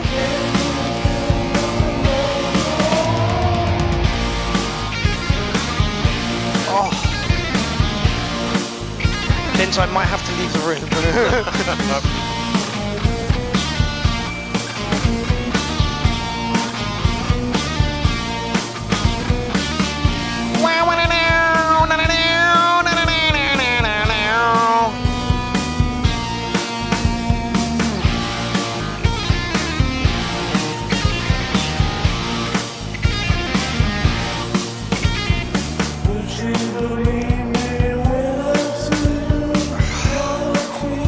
Cobain did more heroin and ketamine, this is how Nirvana would have sounded.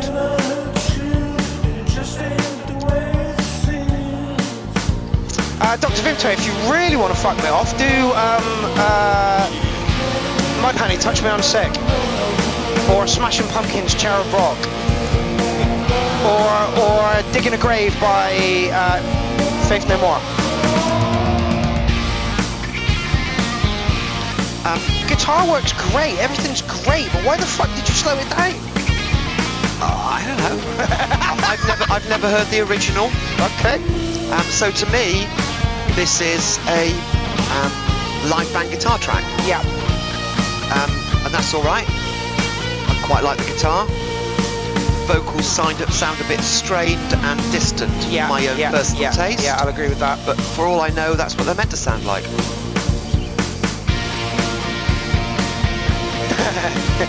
Mike says more heroin. Whoa, that might have been even a struggle even for Kurt.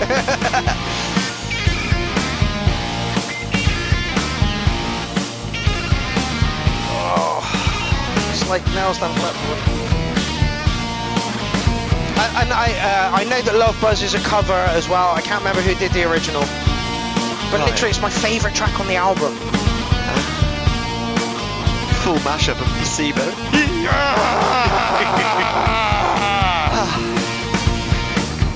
If you do it justice, I'll fucking mark it highly.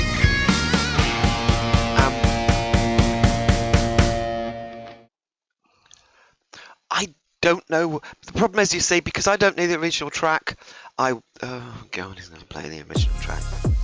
Oh God, YouTube, go on. And you know what we were saying earlier about production values, live music as opposed to electronic stuff, which even when it's live seems to sound so much more clear. I have a problem with live band music because of the lower production quality. It all sounds a bit muddy to me. We were talking about me going back and listening to early tracks. Okay, I understand the clarity's so much more. And I thought I'd listen to some Led Zeppelin, because I used to like Led Zeppelin. And I put one of their albums on, and it wasn't even a live album, it was actually a recorded album. And it just sounded like horrific. Noise. It was harsh.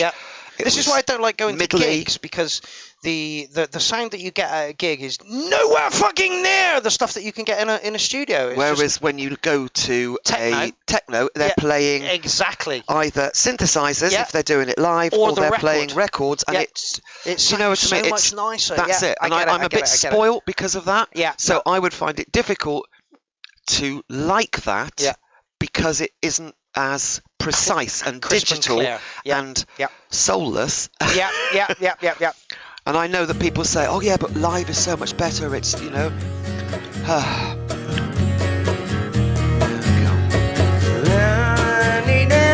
Is this friend I do with the head to hand? Why are we watching this? Thank you for this. Anytime anybody does anything Nirvana-esque, this is what I fucking hear. Okay, I get your point. Right, okay, can we stop, please? I'm in pain. This is so painful. Okay, then stop it, because I'm in pain as well. Okay, I understand what you're saying. Right, so there is no way I can actually put a number on that would be gratifying to fucking anybody. Okay, I'm a bit lost, and you are offended. Yes. Okay, that's fine. That works. I think that works. Okay, thank fuck for that. We got some Tollington next. Yeah, I thought he was having a seizure as well, and I get the feeling if we carry on doing this, he might. Which, if nothing else, will be entertaining. Please, for the love of God, don't put fucking remixes in of Nirvana or Smashing Pumpkins or Mudhoney or Puddle of Mud. No, you can do Puddle of Mud. I fucking hate him. I think he's a twat. Oh, right, okay. Yeah. Right. Anyway, this is Tollington with some techno right now.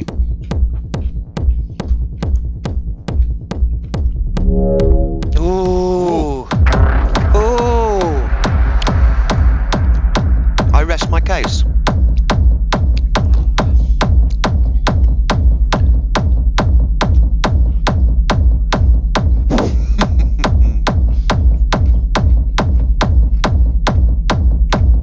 I don't think there's any remixes you can do of the Cable Guy. You could certainly put some of his words into tracks, and that would excite me a lot.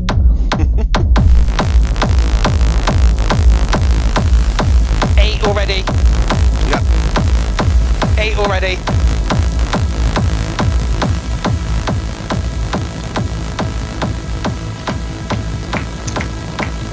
I love the kick. And those yes, Stalker, absolutely. The warp sounds are fantastic. Mark, are you opposed to a Nirvana D&B remix? Yes. So I'll see that next week, shall I? Oh. I know, this reminds me of, Go on. some of the stuff that Jim did at that concert, that live the set he did at the warehouse party we went to in Wales. Okay. I missed that. Yes, you were. It was what was it? You put it on YouTube. Oh God, what was it? The warehouse party in Wales we went to. You Rasso? Yeah.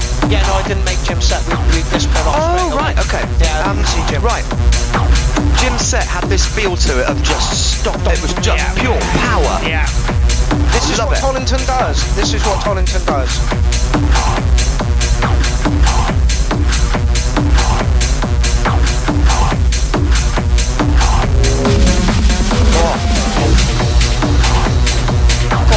I wanted to call him Jim. He's not Jim. Go on, Callum.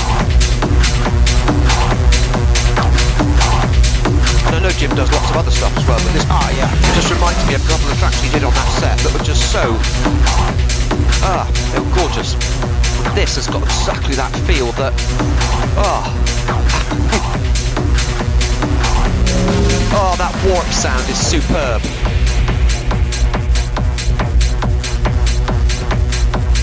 Yes, absolutely, Skulker.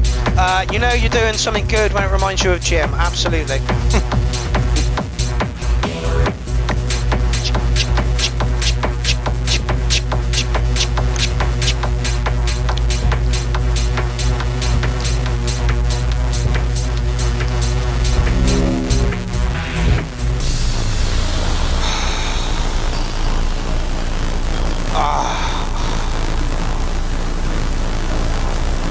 Feels like a bowel movement, doesn't it? Go on, Tollington. Making us very hungry. Ah, yeah.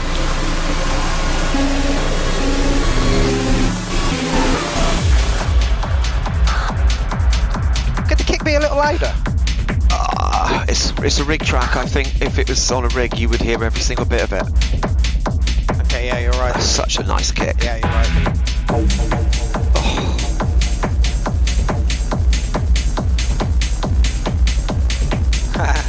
Skulker says, bro, if I was high right now, the swirl section would send me over the edge. Yeah. Agreed. Yeah.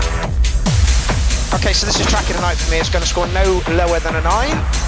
No, I've got to agree with you. Yeah.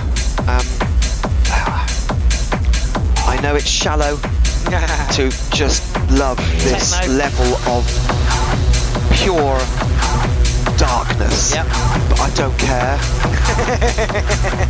Do you know what I mean? Despite all my years of other music, this does something to me that's new. Yeah. I say new. I've had it for the last decade, but you know what I mean. Something that I didn't have the previous sort of decades. Music is mood. This just like sends all the hairs on my fucking body up, makes me feel like, oh yeah, come on, I can do it on the fucking world. Yeah. See, John says the highs are too loud versus the low. I did say I think the kick could be lifted a little bit, but it turns out it's the rest of the shit that needs to be pulled down a little. Or it just needs to be played on a big rig, and then those bass sounds actually cut right through. Yeah. Jordan Williams, I love the bees. The bees. Yes. The combination of that dead kick. It's a graveyard kick. Do you know what I mean? It's just got such deadness to it, and the buzzing, and then those warp sounds, and just everything else. It's just Ooh, I want to hear this on a rig. I want to hear this on a rig. It makes me feel drunk. It makes me feel I don't know. It just pulls me to a dance intoxicated. That's the word. It makes me feel intoxicated rather than drunk. Yeah. And a nice fade out at the end to let the next track come in. Oh, Tollington knows what he's doing. Tollington absolutely knows what he's doing. So yeah, mate, 9.5. I think that's one of my more favourite tracks by you. Dark, broody. Sound selection was just on fucking point. There's not much I'd do to that to change it. The only thing I would do to that to change it. I'd pull the highs down a little bit, just a touch. I think you're listening to it on the wrong system. Speakers, yeah, if you were listening to it on a big rig, you wouldn't need to pull those down, because the bass would be so thrumming that actually it would balance out beautifully. Well, actually, whilst we're here, okay, so this is a very important day for Pierrot the Acid Clown. On this day, 7 days before Valentine's Day, I kicked my girlfriend out for cheating on me. And that was the catalyst for becoming the clown.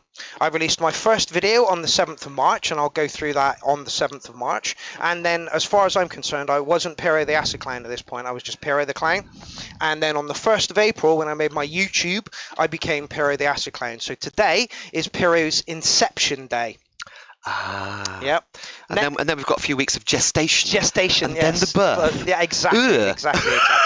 So today is a massively important day for me today. I can literally remember me kicking her out at fucking 6 in the morning when I found out she was cheating on me.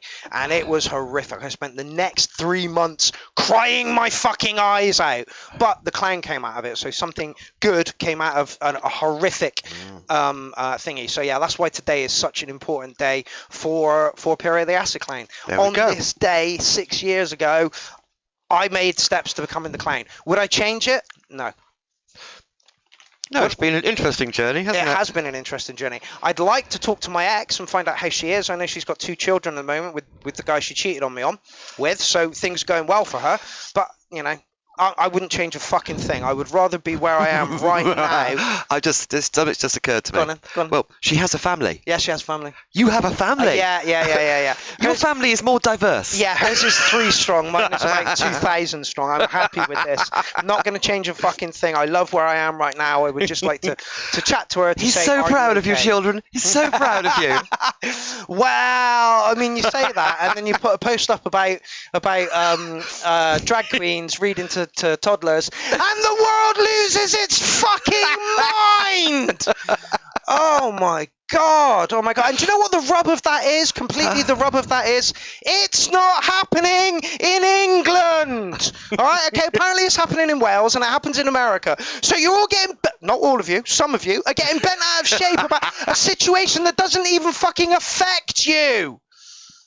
Let's go back to the music, shall we? Okay, so the first of 3 from Yenti this evening. I don't know if we can allow the first of 3 for Yenti. Jordan Williams, are you single? Very! I couldn't be more single at the moment if you fucking tried. Are you offering me out, Jordan? Do you want to be my date for Valentine's Day? I'm on for it.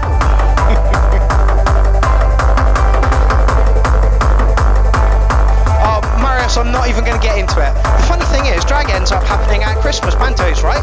Me and Lindsay had this same fucking chat just now, and here is the rub of all of it, right? If you're intelligent enough to do complex comedy that involves double entendres and plays on words that you do in front of adults, you're competent enough to realise when you need to rein it in for the audience that's in front of you. I have seen no drag queen be lewd, be rude, do anything inappropriate, and I've looked. I have looked.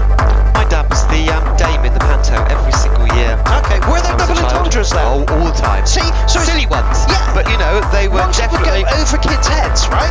Cleverly written. Yeah, exactly. Yeah. So my mum and him used to write the pantos as well. Oh, really? Yes. I was brought up in amateur dramatics. Oh, no, Lindsay, I feel for you right now. There's darkness in my soul. It was put down by my parents. Anyway.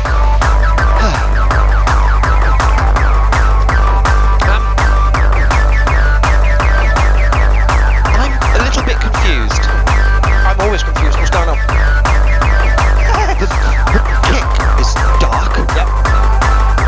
The rest of it, sweet. Yes.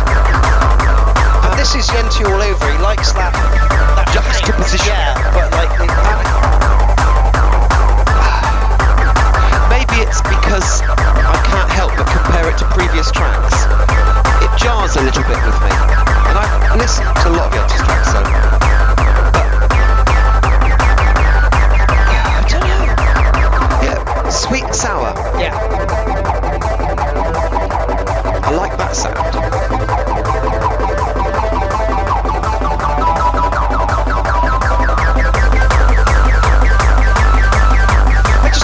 I can't see the point in people getting bent out of shape about it. It's like Life's too short. Life's too short, you know. And if it bothers you, don't take your fucking kids there. That literally is the end of it, you know. You don't have to go. Nobody's got a gun to your head going, you must listen to cross-dressers. No. You must listen to drag queens to tell a story. It's not the case.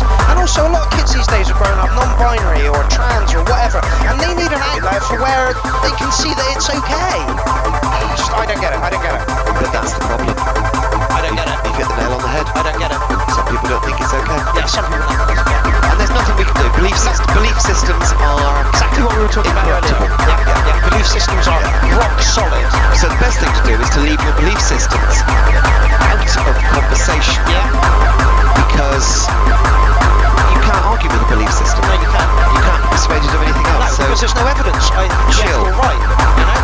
So chill.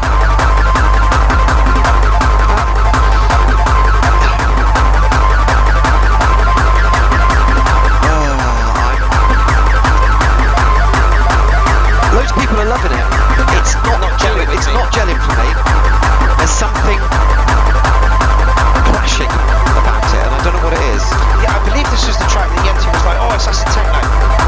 No. Acid trance again.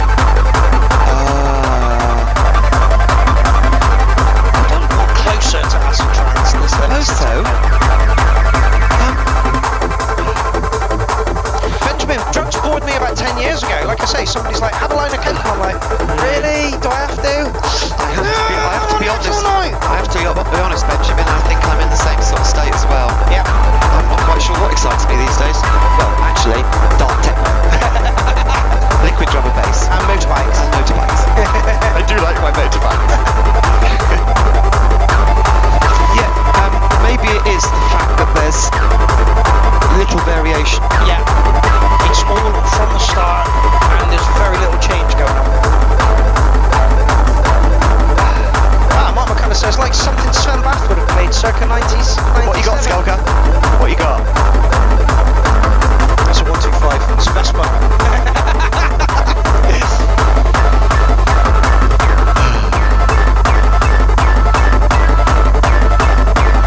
Yeah, if you're aiming for acid techno, Yenti, you've kind of missed the mark and gone into acid trance.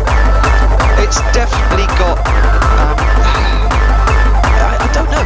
There's something. Wow. I'm a bit lost. Yeah. I don't know.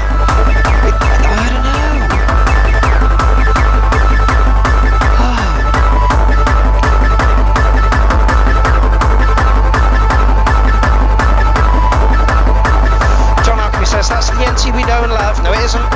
The NT we know and love is one that puts all frequencies in one band, and it just sounds like. No, you're right. This is an improvement. I remember. It's been a while. You've got to remember this. It's been a while. I've hardly even lurked. Do you know what I mean? I've actually been well out of this. But yes, I remember now.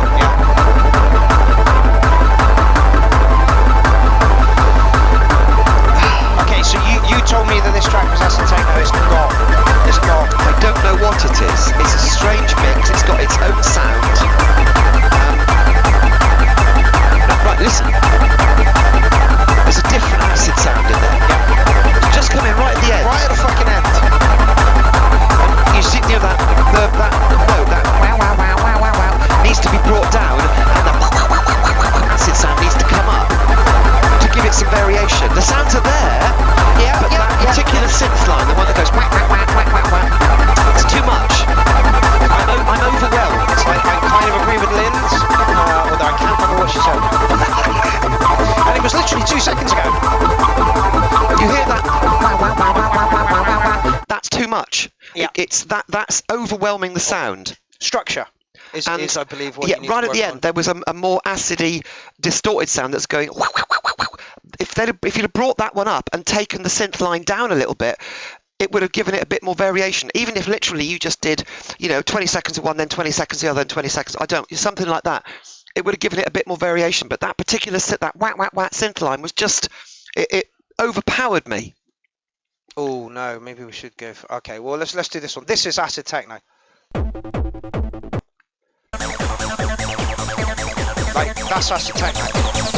And I know exactly what he's saying, because when you listen to that and when you listen to that, It's similar. there is a similarity, and yet somehow that is acid techno. Yeah, and what the Inter did is not. It's not. And it's so difficult for me to define quite what the difference is. Yeah.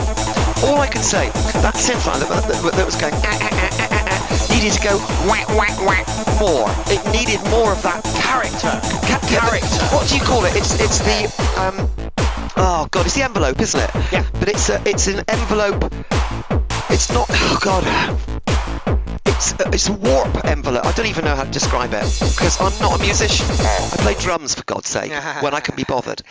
Okay, But- now this is Sick an of having issues with your webinar. this is an absolute fucking classic. I can't remember. Oh yeah. And the other thing I would say, the bass drum, the kick drum.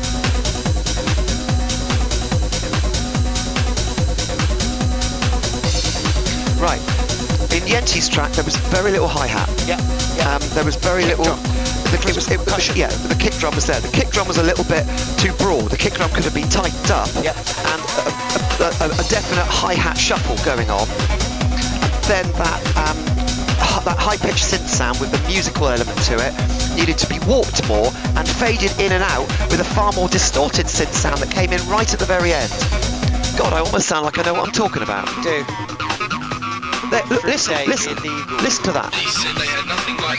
It's got a vocal sound that, do you know what I mean? It's oh, there's a word for it. Oh God, what's the word? Sibilant? No, there's a word for it.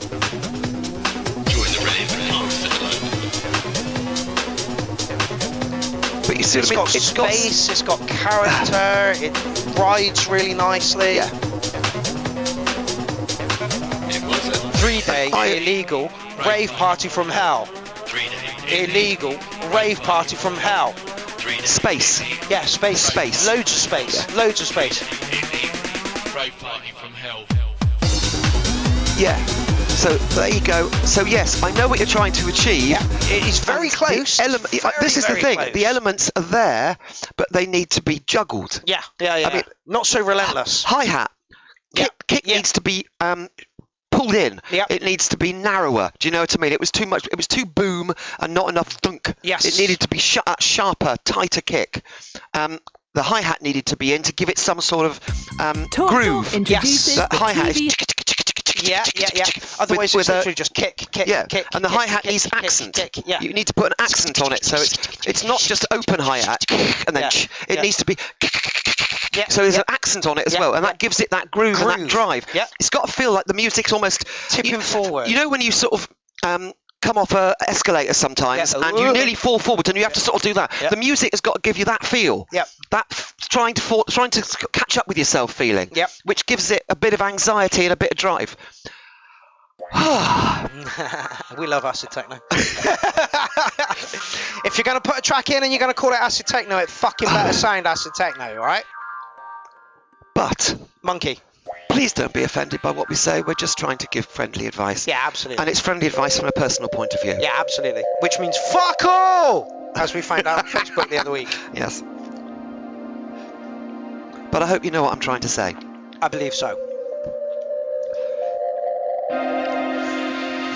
Yenta gave us a kiss, excellent. And I think one of the problems, although I would never class myself as a musician, I know enough about it to be able to say what I want to hear. Yeah, exactly.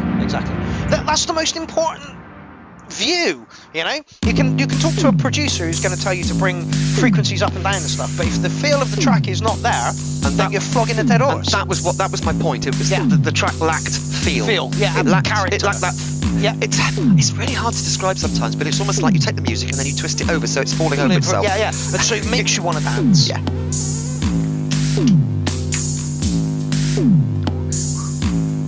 Catch you later, Paul Flanger. It was a pleasure to have you on again. Put some music our way, mate. Didn't we already listen to this? Not this one. No, but the image is the same. It's the Tsar Bomber again. Wait, yes, it is. It's exactly the same. Yeah. It really is. Oh, thank you, Liz. Right, So we're maybe one track we did down. listen to it again. Okay, well, let's go to Matthias Matty Ross for one, and then we'll go back to Yenti because he's put 2 in. Okay. Oh my God, it's a 6-minute track. Jesus fucking the Christ. I just got to stretch my legs for a minute. You carry on. God. Oh, my poor ass. No matter how many pillows I sit on these days. It's just one of the problems. I put all my weight on around the middle. Yeah. And I don't put it on my ass. I could really do with some cushioning these days. Got a bony ass and a fat gut.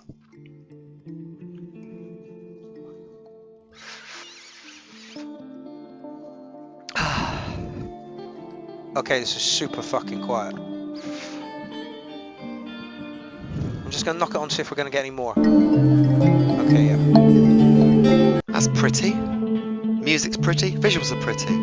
I specifically asked this dude to stop sending in hour tracks. Okay. I was like, dude, we cannot mark an hour fucking track, no matter how much the Solid will try. Don't know where to listen to it. Exactly. 6-minute track, that's fine. Yeah.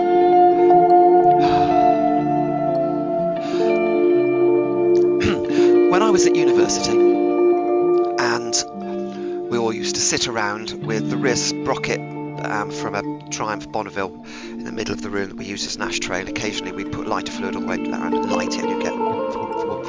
And we'd listen to Hawkwood for ages and get more and more stoned, and then as the evening went on, we'd listen to stuff like this. Yeah. And we'd all sit there, whiting out, Listening to far this. too stoned, listening to this sort of stuff. It's lovely. Yeah, I love the stuff that Space Beast makes, I really, really do, but like, we can't mark an hour fucking track. We don't even know, like, in that hour which 5 minutes we should actually be listening to, you know? It's got light, right? Hate not being able to see the waveform.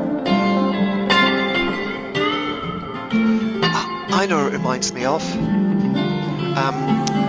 Grateful Dead. Okay. It reminds me of the Grateful Dead. Yeah. But whereas the Grateful Dead was awful production, Yeah. this is beautiful. It's clarity, Yeah. but it's got that same hippie dreaminess about it. Tonight, so 12,000 says Psytrance. No. No, he doesn't. He says Oh, we don't. Yeah, I'm so cytotonic. I'm so sorry. You're That's right. all right. Look, I'm the one with the knackered eye. MC Fanu says, do you give more cats the shorter the number mark? I give cats when the track is fucking brilliant. Yeah. Isn't this electro? No. Prog rock, space rock. It's. I would describe it. It's hippie trippy stuff. Yeah. I don't even know what you describe it as. Yeah. Fact 12,000 says, thanks, Lindsay. Martin needs more cowbell. I do not. Yeah, it really does sound like Grateful Dead.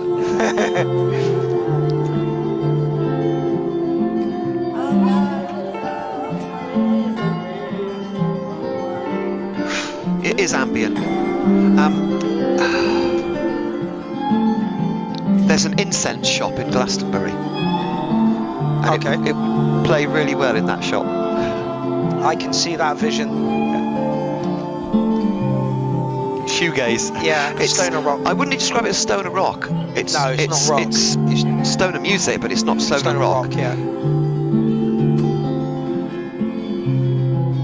And is it acoustic guitar or is it just very mellow electric guitar? That's a very good question. Space Beast, what are you using here? Yeah, absolutely mind manipulation. Chill Out 10 Boom Festival. Yes. Oh God, I don't even remember what festival it was I went to, but I helped to set up the Chill Out tent. Built all the structure when I was up there, and yes, it is. It's Chill Out tent stuff. Again, if somebody, like I know he's got a couple of machines, he's got a guitar and stuff as well, so watching this live would be awesome. Or just listening to it in the Chill Out tent, lying on a load of comfy cushions. With the couple next door to you, completely off their tits, holding each other's faces going, which just makes me laugh, you fucking space cadets. Ah dear, happy days.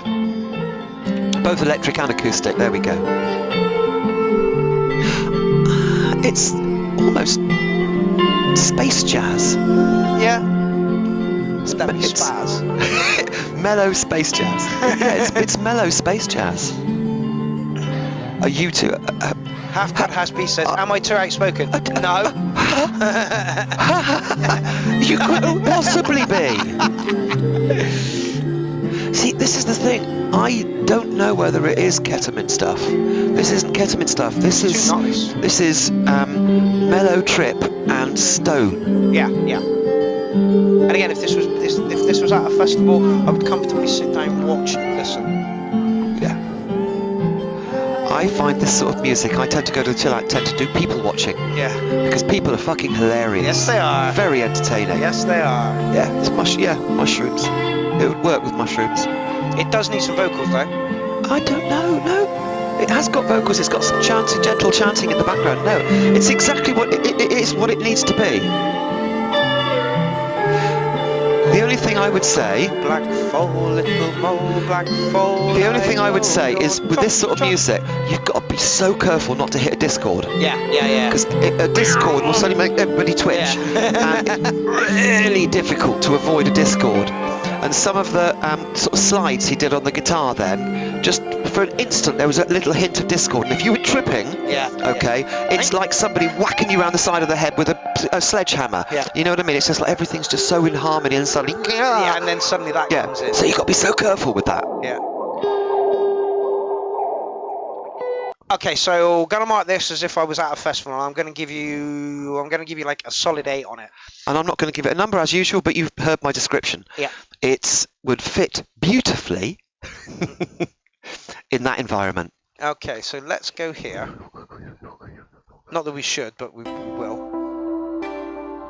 I'm going to mash out the intro because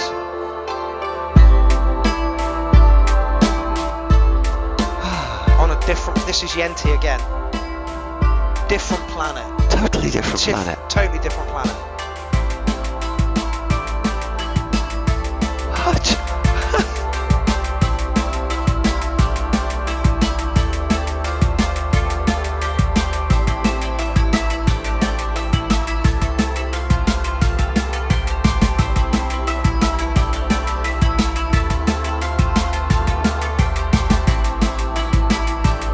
Whereas here he has got separation, there is clarity, there are hi-hats.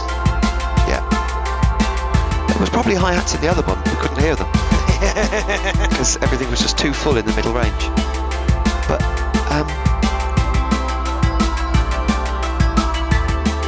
this is so nice. No, you're not really supposed to put more than one track in, but I know Yenti's having a bit of a hard time today, and so for that reason I'm going to allow it. And it happens far too often with everybody, let's be honest. And you're very lenient, I have to say. I am very lenient. It's my show, my rules, no bitching. Yeah. If you get a track in before track 25, you can get one in for the next week's show.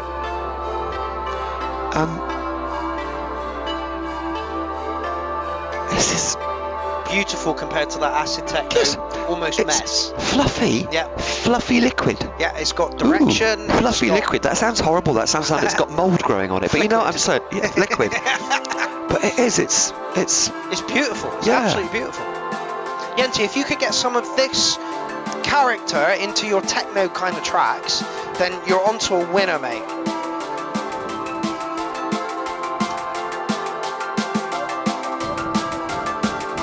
See, again, this would work in the chill-out tent. Yeah, really. It really would work, even though it's got a dancey rhythm to it.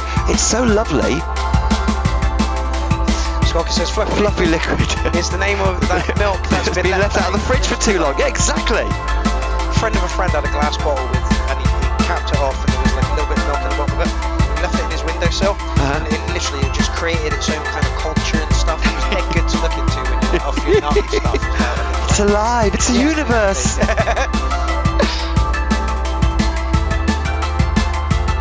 MC Fadood says, remind me of something I might make also. High praise. It's definitely liquid drum and bass. But it's pushing it. No, it's trying to be. No, it is definitely. The beat is so liquid. It's so drum and bass. Oh, it's drum and bass. I'm not too sure it's liquid as such. No, it is liquid. Yeah. But it's MC Fadood agrees with you. It's candy. Do you know what I mean? It's sweet, and it's like it's a sweet shop liquid drum and bass. Yeah. Whereas some liquid drum and bass is soulful and this is sweet shop. That's a really it's good. just so lovely. Yeah, MC Fadood says soft liquid. Yeah. And John Alchemy says, do whatever the fuck you like, Yenti. I know you do this because you dig it. Yeah, absolutely. That's the whole point of it. Pleasure. It is, but can we make that pleasure a little bit more accessible so that the tracks get listened to more? Is what we're trying to say here. It's alright. Like Leaf in the past, he was all over the show. You know, now his tracks are very much together.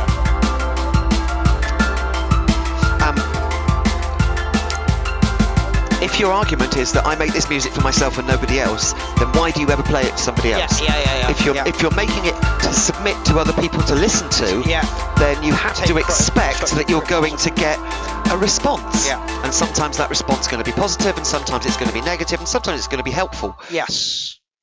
It's a track that's not interested in build-ups and drops, but hey ho, time for change. But it had an intro. They were subtle. It had an intro. It then had a first section. Then it had a little bit of a breakdown, and then it had a second section. It was structured. Yes, it was very much structured. You know, space. It didn't have space drops for everything to breathe. You know, which is really, really important. And no, it didn't have drops. It didn't need drops. It was just a beautiful, candy-striped, sweet, liquid drum and bass that you could listen to with absolutely no offence whatsoever. Compared to your last track, Yente, I'm going to give this one a 9. Why? Because your structure, your sound design here is on point. Whereas in the other one, there was not much character going on, and it felt kind of forced. That was really fucking nice. Or you could just see if everyone else is feeling with you. Yes, well, that's the whole point of it. If the track doesn't feel, then you're going to need constructive criticism. It's all right to do your own thing, and like Lindsay said, if you're only going to do your own thing and play it to yourself, that's fine. But if you want to take it out on the road, then it has to be commercially viable. Even if you don't want to take it on the road, if you just want to play it to us, at the end of the day, we will make a comment about it. And I hope you appreciate that comment, because it's never done with malice. No. It's always done with what's the word? Love. Yeah. You know, it comes from a lovely place, mate. We want to see your music get better. End of. I hate that. Tis track 8, Tony. I think the important thing is, I really want to like every single track. Yeah, but you can't. And then occasionally a track will come on that I don't like, and therefore I want to suggest ways of making it more likeable to me. Yeah, absolutely. So, you know, I'm being selfish. I want everything to be what I like. I like cats. I like every kind of cat. But you can't hug every cat. There we go. Another really lovely track. That's Tony Duncan, France in Poets. Who you can catch at Clownfest 10.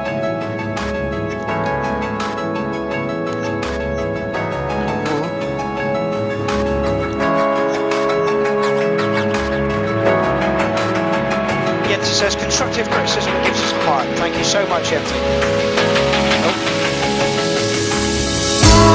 Whoa, got loud.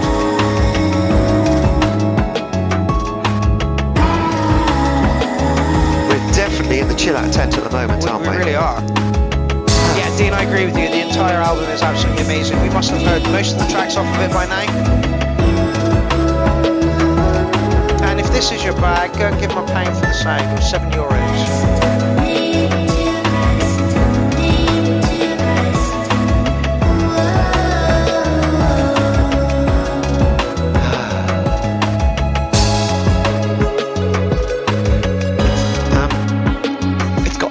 Sound to it.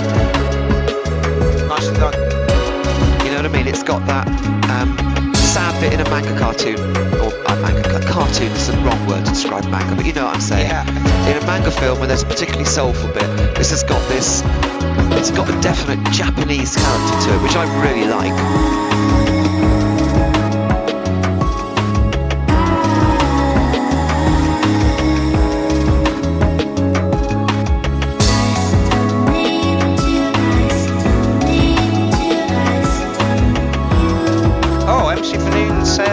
Good music for some art, some sort of art installation. And Half God says, and a bit of Pierrot.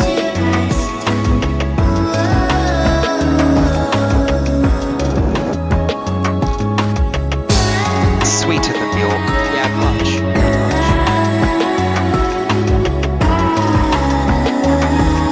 Isn't it funny though how we get such pleasure out of hearing something that is actually slightly sad, it's wistful, it's melancholy. Yes. Do you know what I mean? It's beautiful, and there's a longing almost to it. It's strange how the human psyche relates to something that it can't quite have. We define ourselves by the bad times. Yeah, which is really weird. You know? We're a fucked up race. We are a fucked up race. Oh God, this is so good.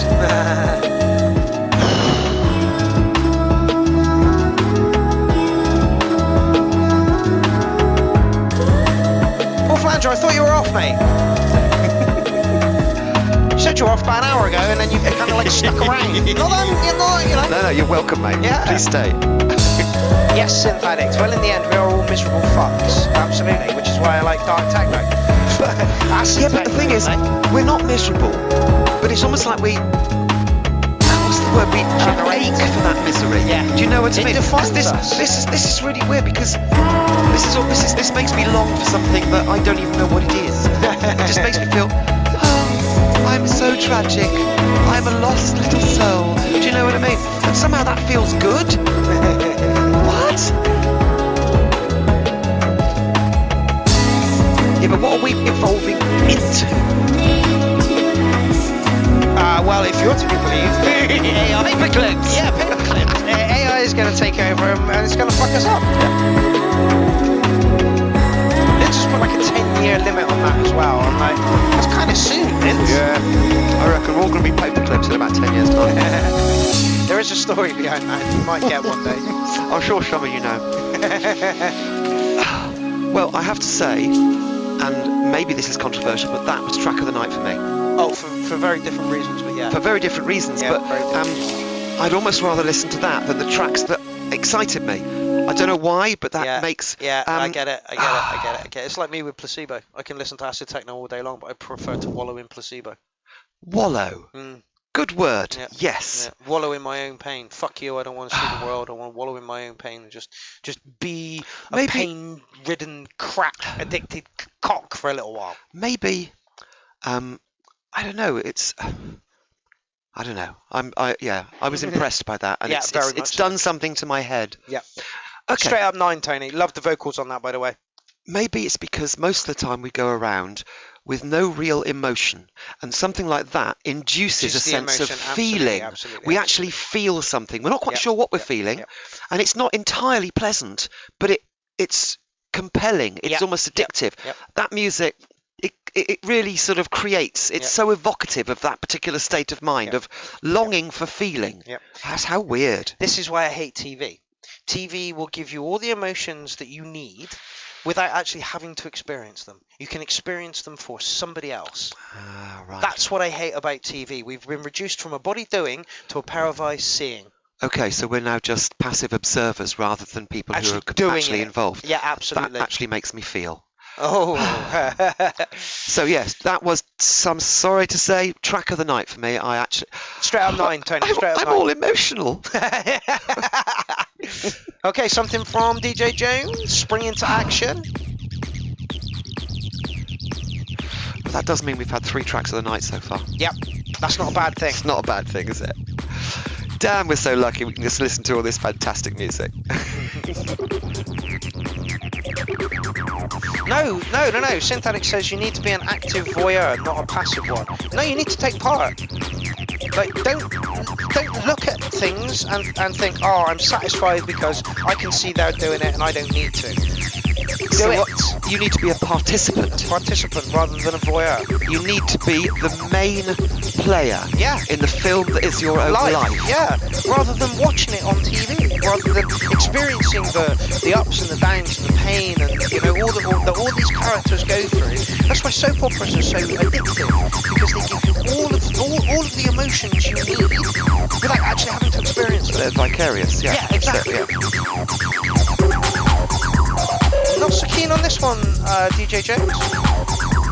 It's got all the elements. Yeah, it just doesn't. But it's lacking a bit of soul. Yeah, it just doesn't feel right.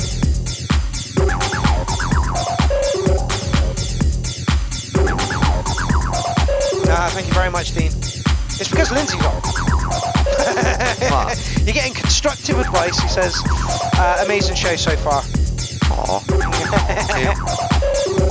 Yeah, do it now. Get off your fucking arse and do whatever it is that you've been wanting to do for a while. If it means jumping out of a plane or abseiling or hang gliding. Preferably with a parachute, by the way. Preferably with a parachute.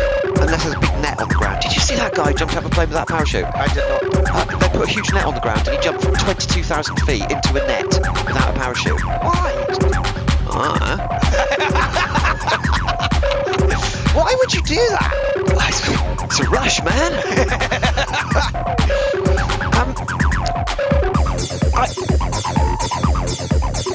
This has got some nice elements, It's not jelly. But it's like the personality's been taken out of it. Yeah. What's missing? What is missing? Right, the kick is muted. Okay. The synth line is isolated. It needs a second synth line that counterpoints that first synth line when it comes back. I like the flange on the hats, but it needs more. There's something missing. Yeah, there is something definitely missing. Synthetic says, but in the end, we are voyeurs. We are because we're naturally inquisitive humans and we'd like to look at other people to see what they're doing, which brings me to your next point. And you can join in inspired by what you saw or heard, or go to a totally different direction. Can't turn off the voyeur. No, you can't. No, but that's the catalyst for doing it. But I think the problem is that too many people have become voyeurs for the vast majority of their life. Yeah. They don't actually experience life because they spend too much time watching other people's lives and feeling like they're feeling something, but they're not. No. It's vicarious. Yeah. Going back to this. Yep. It's just. What's missing? What is missing? A sub bass is missing to me, says Matto. It does feel like it's got an MP3 hiss over the whole thing. Okay, maybe, but that isn't what's bothering me. Remember, I was earlier. I was describing about the falling over itself. This isn't falling over itself. It's trudging. It's trudging. Straight up and down. Do you remember on the old Groovebox 303, the really early one? You had a button you could press that would groove it. Oh, okay. That would actually then just twist the beat slightly. Yeah. Really useful. Yeah. It's over quantized. Yeah.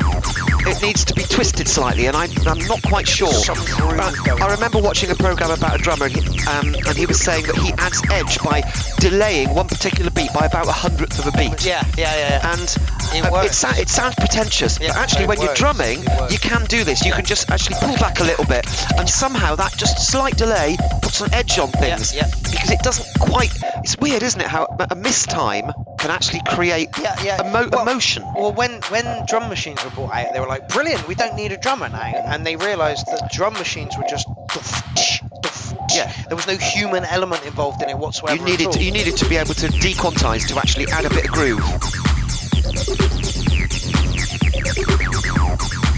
Swing, that's the word. Yeah, that's the word. Swing, sorry, thank you, that's the word, yes. Long time ago,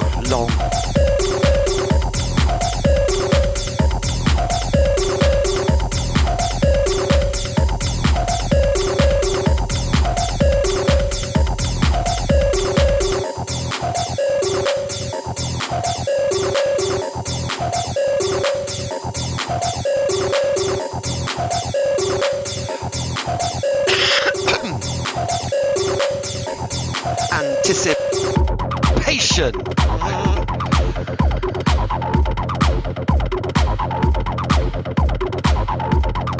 Yeah, okay.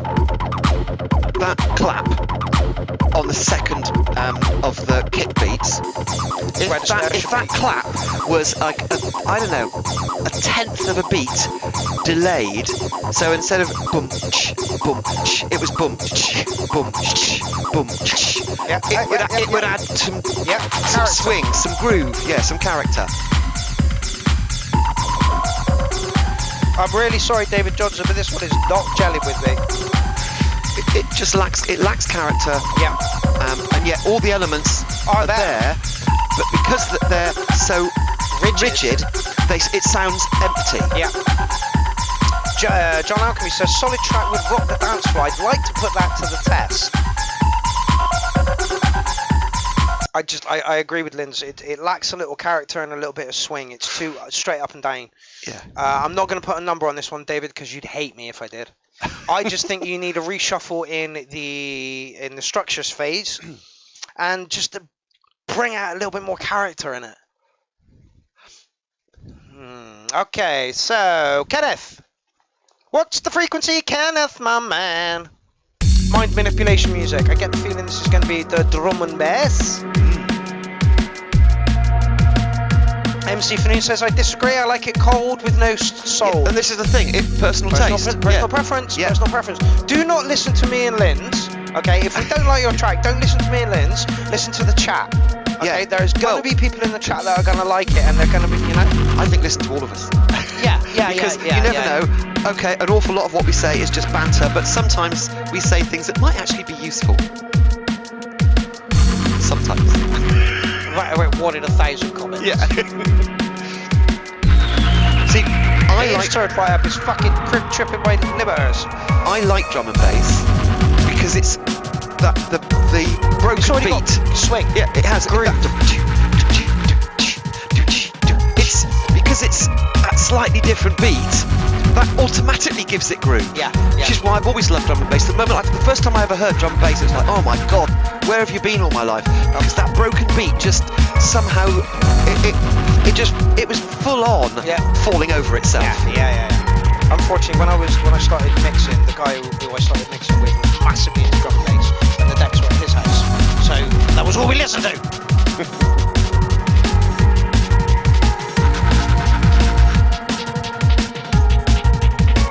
Of course she is. Why do you think I missed her being on the show? Literally, bigger kick drum, stick an acid light on it. I'm constructive because you put so much effort into creating these works of art, and all I can do is give you my thoughts in the hope that perhaps that would resonate with somebody else. Yeah. And I like to see more and more people creating stuff because it fills my life up with beautiful works of art. Yes. And this could be anything. Do you know what I mean? I like motorbikes. You might have noticed this. And I build motorbikes, custom motorbikes, and I have friends all over the place who build custom motorbikes. And even if I don't like what they've built, I like the fact that they put something of themselves. And I always try and make happy, constructive comments, even if sometimes I'm a bit cheeky about it. That's what it's all about. I love creativity. Yep. And I love Lindsay being on the show because she can be like the most descriptive about it, and I can say, nah, I didn't like that. It gives me a break.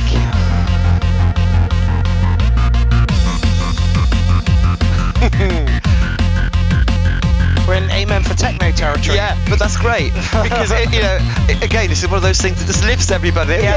Hey, you got a 4-4. Do it. But everyone will be doing it. The kicks. Yeah. And that's great because everybody smiles. I think you could have got a bit darker with it as well.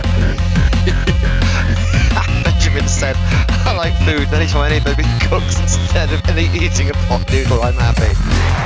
Oh yeah. I like Korean food. I like cooking Korean food. This bit rocks. But again, you can't have it the without first half. Yeah. The first bit was, really quite nice, light. Yeah. It wasn't fluffy, but it was lighter. Then it went into really silly, where everyone does the hit and that. Do you know what I mean? What a great bit of motion, a bit of movement, a bit of variation. The noise selection here is beautiful. Well, it's those warps again. Yeah. I love that warped sound, which is the only reason I think I like dubstep, because some of the warp sounds were just so good. Yeah, correct. Apparently that was from 2003. And like Dean says, from 2003 it still works. Yeah. What was this made with? Yeah, what did you make that on, fella? You see, back in 2003 I was just getting into drum and bass, and there was a lot of stuff that sounded just like that, which is probably why I loved it so much. Yep. So, you know. I'm going to give you licking a 9 on that one, fella. I know that you don't want any advice on what you can do to change it because it's fucking 20 odd years old now. But it look at what it did to us. Yeah, exactly. Do you know what I mean? It took us on a journey. There were 3 different aspects to it. Yeah. At the end, it was really banging. Yeah. In the middle, it was stupid and playful. Everyone would be going, is this and that? At the beginning, it was nice and light. Yeah, exactly. Journey. Lux Felipe coming up. I haven't seen this guy around for a while. Only 5 tracks left, Linz. That's good because my head is killing me where this bloody microphone Yeah, digs tell into me either about side. I get 2 dents in the side of my You've head. got the one that doesn't get used as much as well. So it's tight. Yeah. I mean, I wear sunglasses nearly all the time because I drive, and let's face it, even in winter, you're driving into the sun a lot of the time. I get such a headache from the size of it digging into me. Even though I heat them up with a lighter and bend them back, they still dig into the side of your head. Okay, this is 9 minutes long. Can I knock the intro out a little bit? Go on.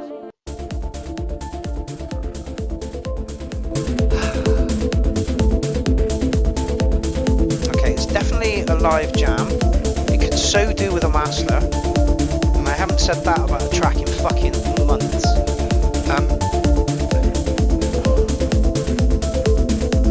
Is this a live jam that could be done on stage at an event live? Oh yeah, absolutely. Then I rate it because, you know, somebody on stage with a load of synths doing a live jam like this is lush. I'll show you something now. No, you won't. Just listen to the bloody Not track. right now, but...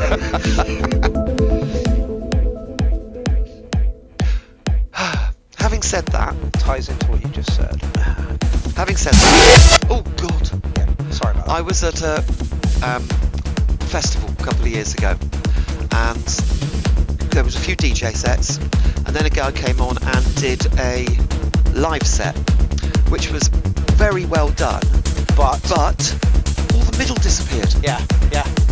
That's because when you're playing a record, the frequencies are locked. Yeah, in exactly. There, you know? Yeah. When you step up to it, I've had this before, and I'm like, I can't hear the sampler, I can't hear my synths. It's like, what is wrong with your? And people are like, oh, there's loads of frequencies missing in your set. I'm like, that can't be possible, mate. That can't be possible. I have a drum machine and a synthesizer, and it can't be possible to do that. But it was really strange because it ruined the set for me. Yeah. Because I spent the whole time thinking, has an amp gone down? Yeah. It really was, like, all I could hear was the tops and the bass. Yeah. And it was just beautifully done. But all the middle bit just disappeared. Gone. And it was very strange. There is only 2 sound systems I've stepped to that have hugged me and given me everything that I need, and that is Aaron Quartz's Big I was going to Purple. say, I knew it would be Aaron's. Oh my god, and they only used half of it. Not even half of it, yeah? And the other one is the Unknown Sound System boys at the Black Swan. Those are the 2 sound systems which have hugged my sound and given me everything. Every frequency that I want is there. Well, there you go. Dear sir, who's playing this, you need to go and either play at Aaron's party or at the Black Swan. Yeah. When the Unknown Sound System boys When the are Unknown Sound System are there, yeah.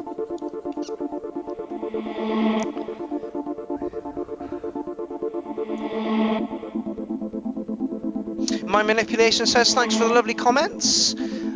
Session is lost, got some waves. That's it.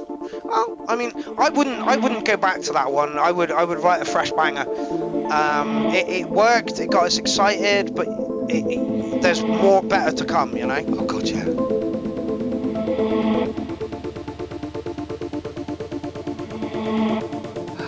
John Alchemy says, bassline off key, or is it me? I'm not the best person to ask about. Hang on.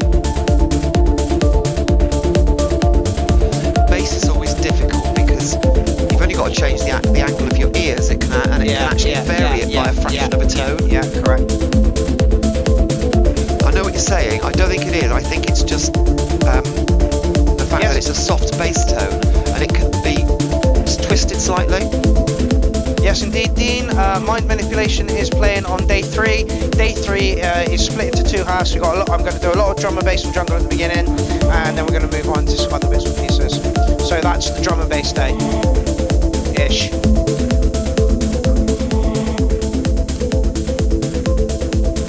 Mind Manipulation says it's got too much stereo. I don't know about that. Soft side trance from MC Fanu? It's trance. It's sort of tech trance. Yeah. It's gentle tech trance. Haven't heard sounds like this in a long time.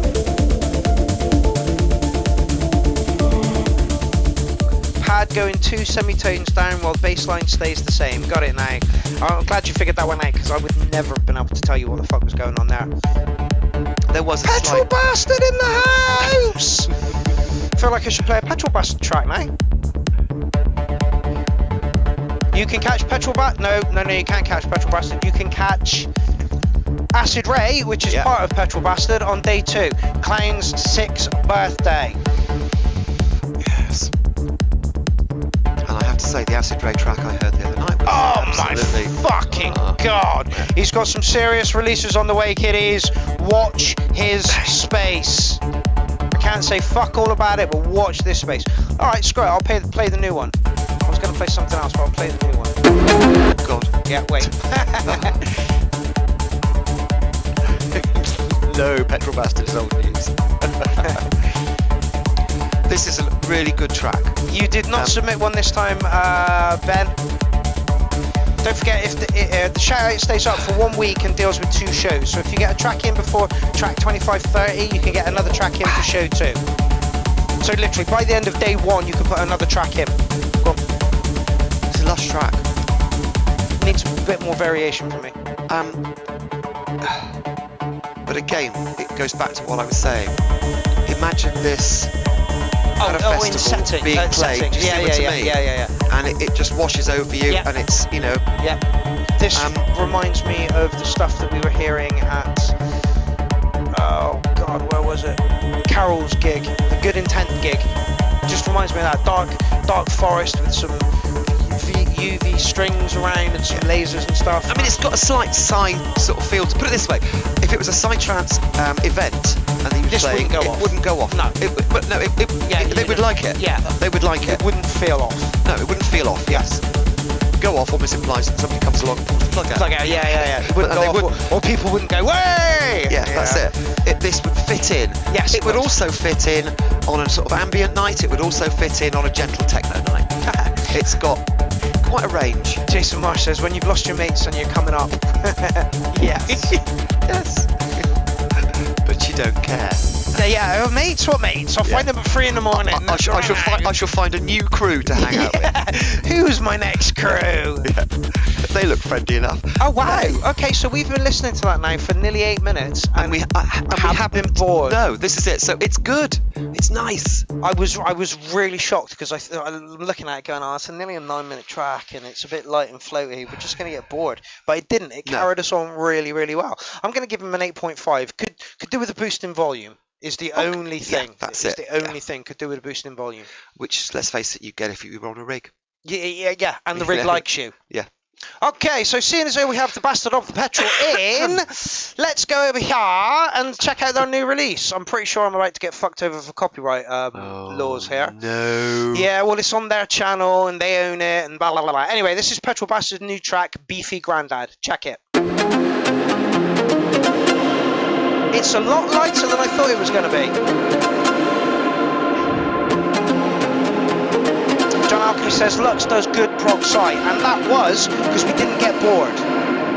Mike took me grandad to get a fat baseline. What's that? Beefy! What's that? Beefy! I ramped up the wheelchair, ramped up the volume. What's that? Beefy! What's that? Beefy! Mike took me grandad to get a fat baseline. What's that? Beefy! What's that? Beefy! I ramped up the wheelchair, ramped up the volume. What's that? Beefy! What's that? Beefy! Mike took me grandad to get a fat baseline. What's that? Beefy! What's that? Beefy! I ramped up the wheelchair, ramped up the volume. What's that? Beefy! What's that? Beefy! Mike took me grandad to get a fat baseline. What's that? Beefy! What's that? Beefy! I ramped up the wheelchair, ramped up the volume. What's that? Beefy! What's that? I might took the grandad to get a fat baseline. The Zimmer is a winner when Bananas on K-line. Ramped up the wheelchair, ramped up the volume. And Grandad's pissed in his Batman costume. I might took the grandad to get a fat baseline. The Zimmer is a winner when Bananas on K-line. Ramped up the wheelchair, ramped up the volume. And Grandad's pissed in his Batman costume. I might took the grandad to get a fat baseline. The Zimmer is a winner when Bananas on K-line. Ramped up the wheelchair, ramped up the volume. And Grandad's pissed in his Batman costume. I might took the grandad to get a fat baseline. The Zimmer is a winner when Bananas on K-line. Ramped up the wheelchair, ramped up the volume. And Grandad's pissed in his Batman costume.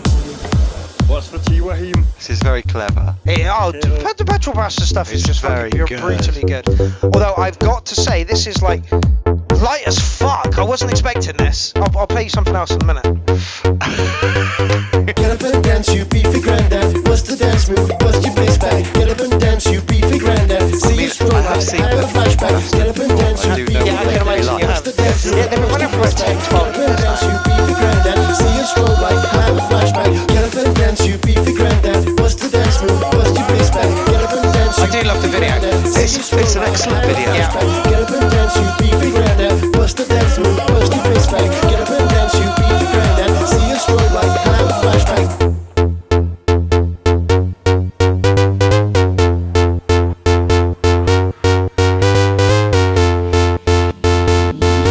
Scotty says, what have I come back to? The Bastard bastard of petrol bastard. I might took the granddad to get a fat baseline. Don't get me wrong, it's catchy as fuck. Ramped up the wheelchair, ramped up the volume. MC Falloon says too commercial for my taste, honestly. Wait till you hear the next one. Ramped up the wheelchair, ramped up the volume. I might took the granddad to get a fat baseline. Ramped up the wheelchair, ramped up the volume. Like I say, I was shocked when I heard it. Baseline. Ramped up the wheelchair, ramped up the volume. Deserves fame. Oh yeah. Oh yeah. Oh yeah. It really does. Dog Egg said to me once, could you imagine if Petrol Bastard made it big? And I'm like, yeah, I can, 110%. Like, Petrol Bastard, brilliant. Not my favourite track from you guys. I'm going to give you an 808 on it. It's catchy, the video's good, you know, but it was so light compared to what I actually thought. This track is 9 years old, Never. Oh yeah, you did say you were sitting on it for a while. Yeah, just a new vid. Ah, okay. Track's really good. Track is really good. Track's really good.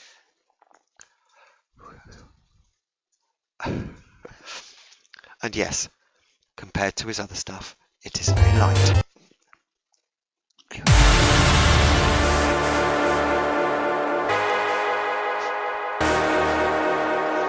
One of my favourite tracks by Petrol Bastard.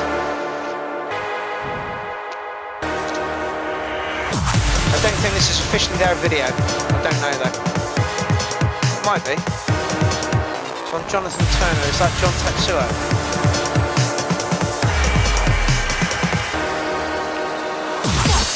Fucking dragon. It's a symbol of chaos. It's a symbol of future. It's a symbol of purity. It's a symbol of now. It's a symbol of strength. It's a symbol of power. It's a symbol of nothing. It's a symbol of shame.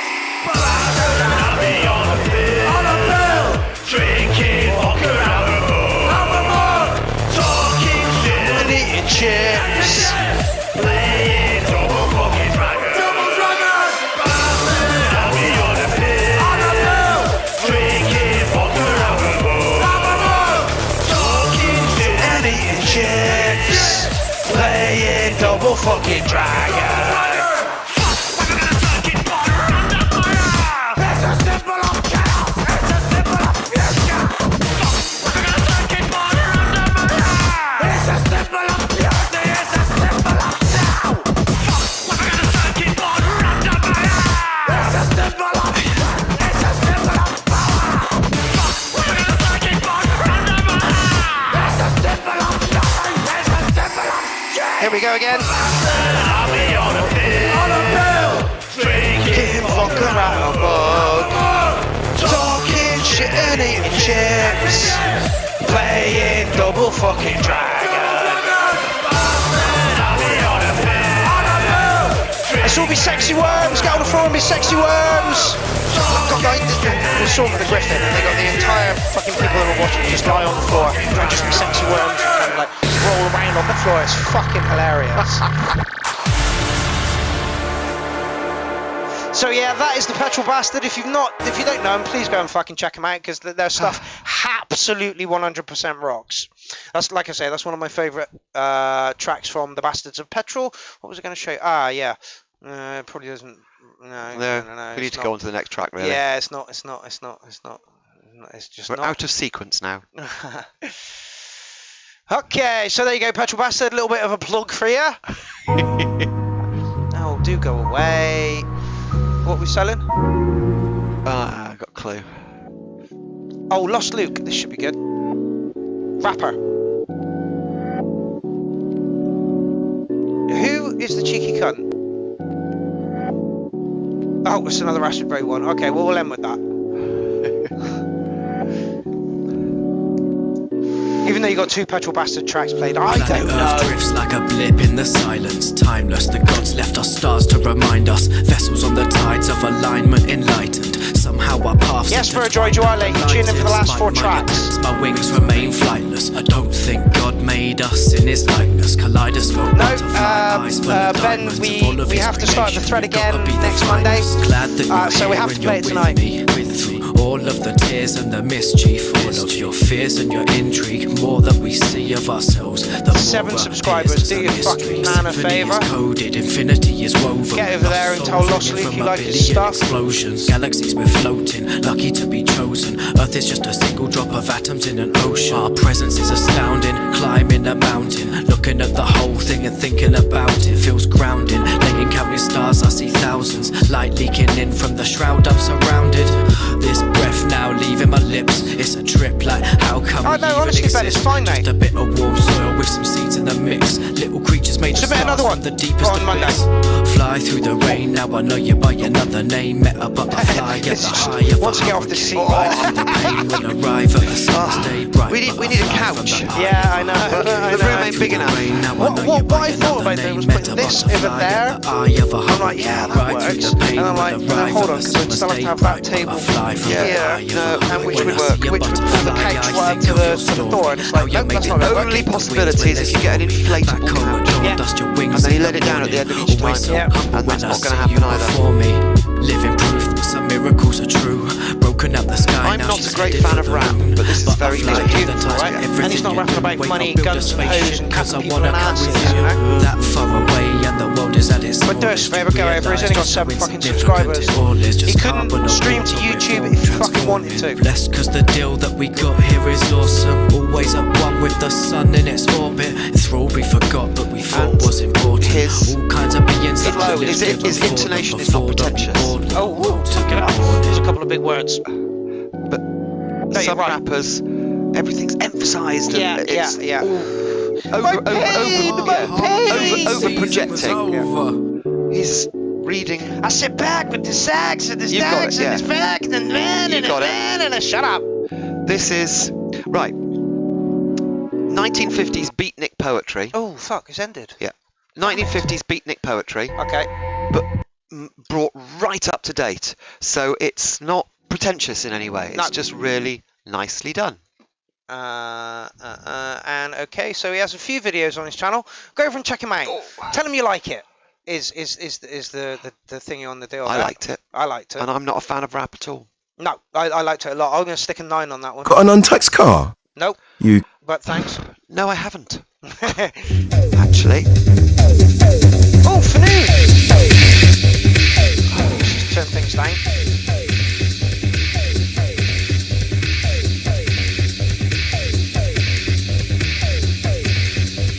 Short track. Yeah, makes up for the double petrol bastard I played.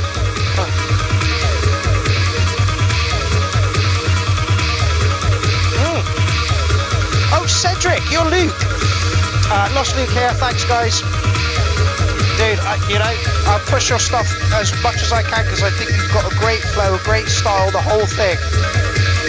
This is 1 minute and 59 seconds long. We don't have to mark it. It's under 2 minutes.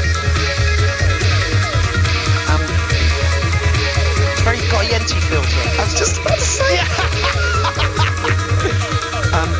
Again, lovely mix of sounds. Needs mastering.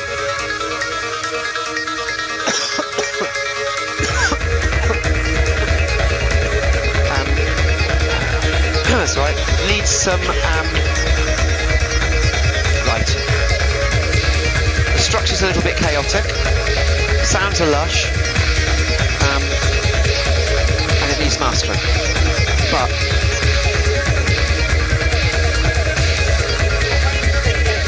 Okay, fair enough. And we don't have to mark it, so. It's all going wrong.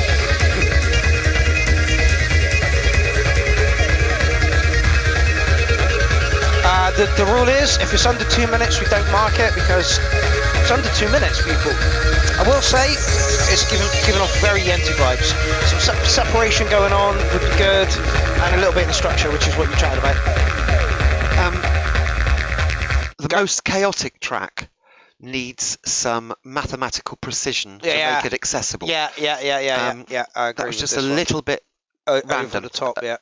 And I don't think it was because there's no structure. I think it's because there was an awful lot going on all the time. So you needed a bit more space. There we go. He's put this one in before. JD 800. Just a demo. It was fine. Yeah, no, it worked. Yeah. Fanatic, we've had this before. It's going to go doof, doof, doof in a minute. You watch.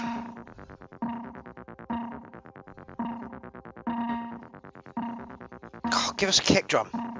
Right, we were at the EMOM night with Jen, and the acts would start, and both me and the sound tech were like, give us a fucking kick drum, because how loud do we turn it up, you know? And then suddenly the kick drum comes in. Oh shit! Yeah, you know, give us a sodding kick drum. Yeah.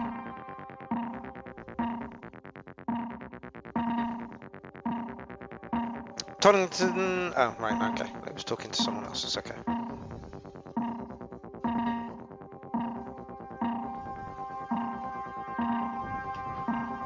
-3 at the moment.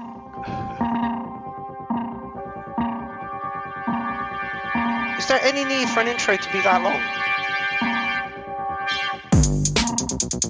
Alright, okay, it's not the track I thought it was.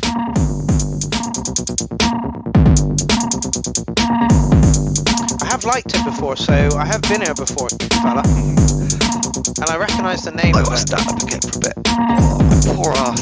3 tracks left, Liz, we're almost there. I'm fine for about 2 hours and then it just gets too much. Yeah, I know. Maybe I ought to double up on the pillows. I'm happy for you. Skulker says, say that to any Psytrance producer, Mark. What did I say? Intros. Oh, right, This intro a bit too long. Which Psytrance taken in isolation often have excessively long intros, but when they're in a set, they just leave the intro off. Yeah, literally, you go to the first beat, duck, duck, duck, duck, go.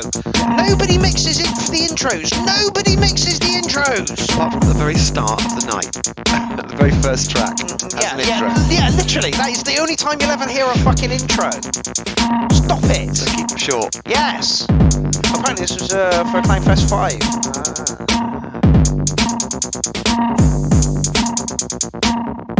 I like its hard edge. I want it to be a bit faster or a bit more exciting is maybe the word. It's a little bit too empty.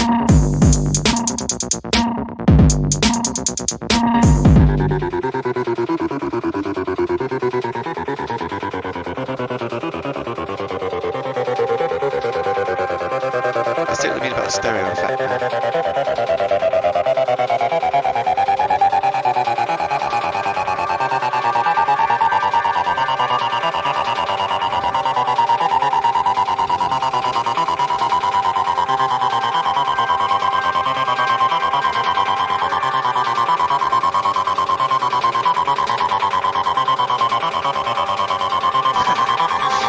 Who used to be Atom Grinder, I think, with Petrol Horse, says it's because Psytrance is pretentious and likes to think people will sit there and listen to a full album, boring intros and all. I know I was guilty of it, and I believe that was Atom Grinder. I could be wrong. But Ben's right, and Ben writes some amazing music. Listen to what Ben says. I would love to listen to some of your Psytrance. Ben, put a Psytrance track in next time, please. No, you got to. I told you there was a 4/4 somewhere. Yeah. Made us fucking wait. How long did you fucking make us wait? Right till the end. 3 minutes and 46 seconds. Cunt! Keep him hungry, he says. Keep him hungry. Yeah. Hungry, I'm bloody starving. Verdroid says, Mark Big, thank you. I didn't put my name into CF10, but I got booked. Closing, I love you, man. Like I said before, brother, I didn't ask for from another mother. A bit older, so I gotta respect you. There was no fucking way you were not closing the end of the festival. Jagger, that's it, you close it. That is the law. Tradition. That is the law. Which is why I don't really want to do one in real life, because we've got to get Jagger from Australia. It's like £1,200. Yes. Right, so Lindsay, if would you like to talk about that one? It didn't do it for me. Oh, okay. I just got to be honest. Okay. It wasn't my thing. Okay. I like to either space out to something or dance to it. Yeah. I'm very shallow. And that was in between. It was in between. Yeah. And so I wouldn't know what to do with it. It started ambient, then it went into breaks, and then it went not nice and nasty. If you'd given us that nice and nasty with the break in the middle, you know, it'd have been a whole different ball game. It was fine. There was nothing wrong with it. It was fine. I just wouldn't, from a personal point of view, I wouldn't know what to do with it. Yeah. When and where? Again, it's the first track of the night. You know, because it goes from dreamy to thingy to techno. Actually, that's a good point. If that was start of a night, and it was just the way of just letting the sound system warm up, basically. Do you know what I mean? And then it would have gone into more of his tracks that are completely different and a bit more lively. That would be fine. Yeah. So synthetics with the machine again. An open track. Sorry? An open track. Oh, yeah, we're almost there. As much as I love listening to the music, as much as I love bantering away, I don't have ache. Yeah, tell me about it. Just here. That's all right. Yeah, for you. No, it's my glutes. Oh, okay.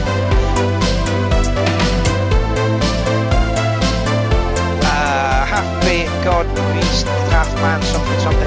So Psytrance to me is Goa. I guess I get confused as I'm old. Again, we spoke about this. This is where it came from. If you listen to the two, there's a great deal of similarity, but Psytrance is more mathematically precise than Goa. Goa's a little bit more hippie-trippy. Yeah, what was the precursor? Or perhaps another word, Psytrance, modern Psytrance can be very formulaic, whereas Goa can be a little bit more inspirational. Yes. However, I know you do. However, some Psytrance is banging. Yeah, Nero Driver, Driver Frog was absolutely brilliant. Like fucking absolutely brilliant. Hard as nails, fast as fuck, and I'm loving this. Yeah. But a lot of it is just too fluffy. Yeah. Patrick Maston says, same difference. I'd say Goa is a bit floatier and more melodic though. Lots of Eastern scales. Yes. Literally. I like Eastern scales, but I like it. It's a bit passé these days. Yeah. Okay, this reminds me of DJ FX and Wall's track from earlier, the trance track. The production is a tiny little bit crisper on his than it is here now. But comfortably could have gone in the same set. This first and then 3 years later.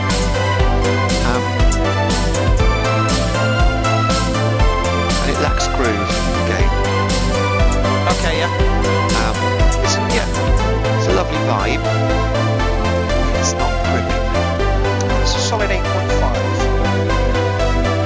I mean, for all my criticism of the production value of earlier music and the digital perfection of modern music, I don't like over-quantized stuff. Yes. And this feels over-quantized again.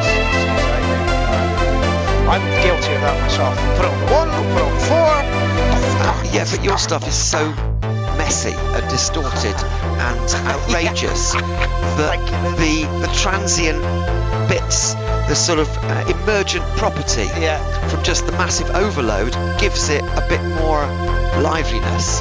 Thank you. You haven't said anything about my music for fucking about a year and a half. I've hardly heard any of your music. I haven't made it. I haven't made any music. But that was the confidence boost I needed. That was beautiful. Thank you. You overload the sound, and somehow get away with it. She's not wrong. I don't know how you do it sometimes, but because this is very clean, precise, yeah. A little bit cold because of that. Yes. Yes, I can hear the cold. You can put the same number of different tracks in, but because each one of your tracks is just so outrageous, there's an awful lot more going on in between bits, if you see what I mean, which gives the impression of groove. Yeah, that works for me. I have, however, got the MPC and I can just New Order. Somebody somebody else New said Order. that, This sounds so New Order. Yeah. So I got the MPC one now, which I can have groove loops on them, so I can have more groove going on.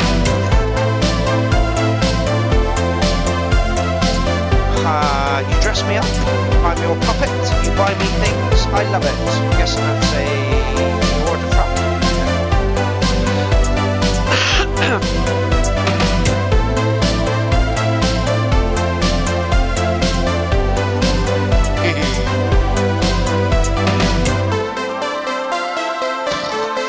So a double speed version. Yeah, well maybe we'll play that next week. Make sure you get that one in next week. Okay, the sounds are lovely. Yep. Just because we're pushed for time. But that melody it's just bam bam bam bam bam bam. I'd almost like it was do do do do do do do do do do do do. Just a little bit more groove, a little bit more life. I get it. It's probably really hard to set it up on that machine. I have no idea. I've never touched one. It should be fairly easy to do. Again, they're all grid based, you know. And can you do accent on So you could actually give it a the bit. most basic Electribe can do accents and swings and stuff. So if this can do it, the machine can definitely do it. Okay, so last track of the night. Oh, thank God. I know, right? 707 long. Ben, I would like to talk to you about making me a particular track. Your tracks are fucking amazing, but I pushed them up to about 170, which means the breaks are much shorter. So there is no time on the dance floor for my dancers to like breathe. Yeah, Jen was like, it was relentless. I fucking tried dancing the whole way. I just want one bigger break in there. So can you please write me like a track that has, I don't know, 16 bars here as the intro, or 32 actually, and then just goes into a massive fucking drop for like 4 minutes, and then comes back out in another 64, 32 bars, just so I can mix out. Would be beautiful. Okay, Synthetic has made a comment. He was channeling the early 80s Italo Disco by Koto. Okay. So yeah, that's why it sounded exactly like it did. Okay. So yeah, it makes sense. Abracadabra, happy to see you here.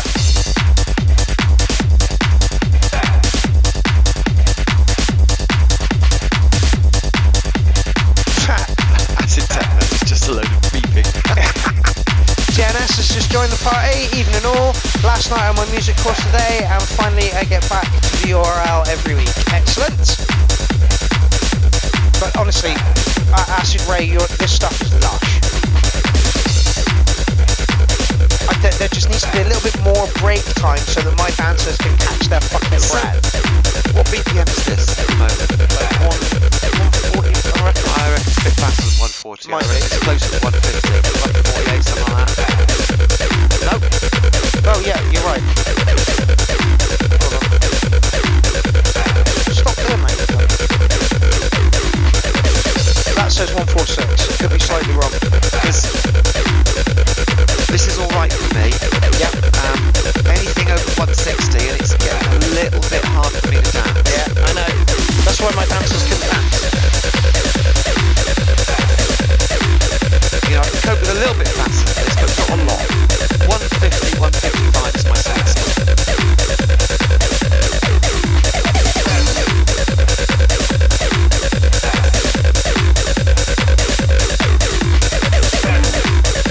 That's just beautiful. This is acid techno. Yeah.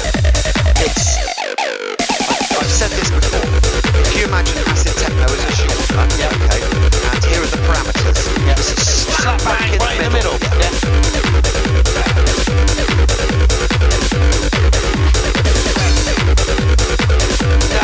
Of course you can let the fucking cat out of the bag.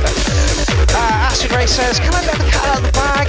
Final release on Stay Up Forever Records should be out in a week or two. I noticed someone has already added it to Discogs, so I don't think it's a secret any longer. Final release for Acid Ray, totally fucking deserved.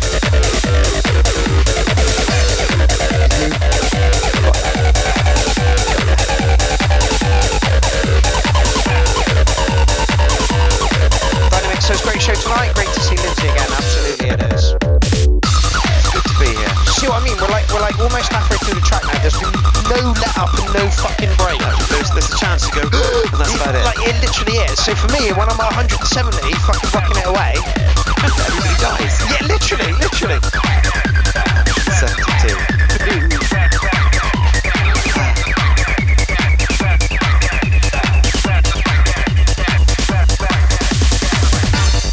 Something about acid techno. It's nice and friendly, and at the same time, it's a bit aggressive. It's a bit bad boy. Soul of the fucking shoe dirt is what acid techno is. It makes me feel a bit naughty. Yes. And again, we're kind of in a break, but all he's done is pulled the elements out, not the actual kick drum. So there's still, like, my dancers are like, I've got to keep dancing. I'll just do it a little bit more gently for a while. Maybe. Ben says perhaps the track we collab on can have a huge break in it. It does feel like a waste of a collab though. Maybe we do a remix. But yeah, the kick is present the whole way through. The kick is present the whole way through.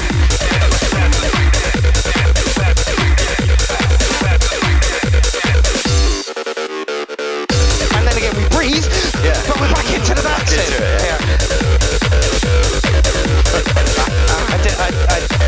I talked to Ben quite a lot, and I'm like, oh, I've done you another mix. It's like 170 BPM. It's like, fucking nosebleed speed, mate. I'm like, yeah, I know, I'm really sorry. I can't calm myself down. I just can't do it.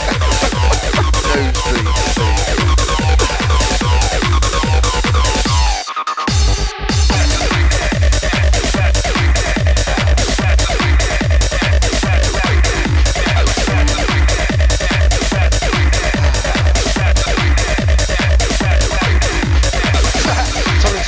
Needs to be long enough to have a piss and go to the bar. I was thinking about using like the in and the outs, the loop in on the controller surface, but then I'll only be looping the and then coming back to nothing, so that's not going to work. Break to let people breathe needs to be long enough so that you can do the God, yes, thank you. Yeah, I know this. 1, 2, 3, and then back again. That's all you need. 3 deep breaths with your hands on your knees and get back into it again.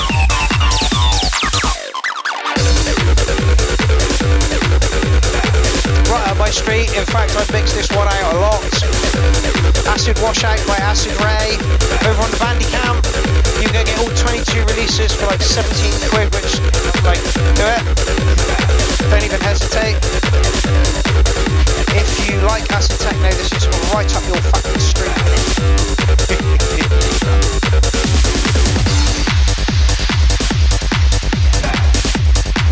Ben also has some other personas. Ben, like, seriously, stick all your personas in. You've got Spirit, you've got another one that you sent me the other day, you've got this, you've got Atom Smasher, Driver, Atom something, Atom Grinder, and Petrol Bastard. You can literally put 5 tracks in every fucking time. No, because they're all your different names and shit. Okay, so if we need to put a score on that, I don't know, 10.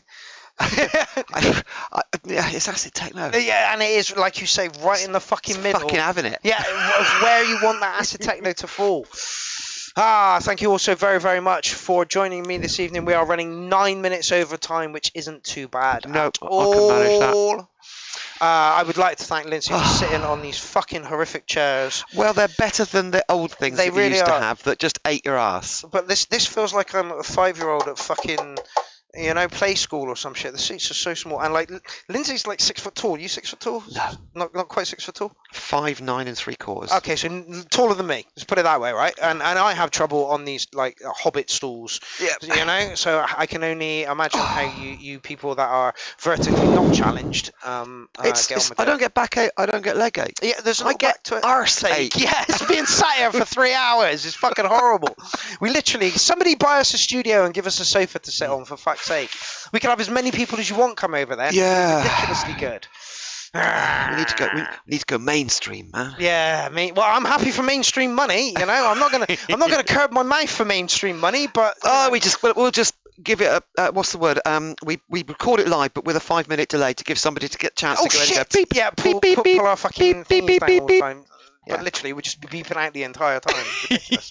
Petrol Bastard says, good show. The chair looks so uncomfortable. It really, really is. And at some point, Ben, I'd like your ass to be on one of these chairs. Yeah, this is it. Just make sure that you got a pillow.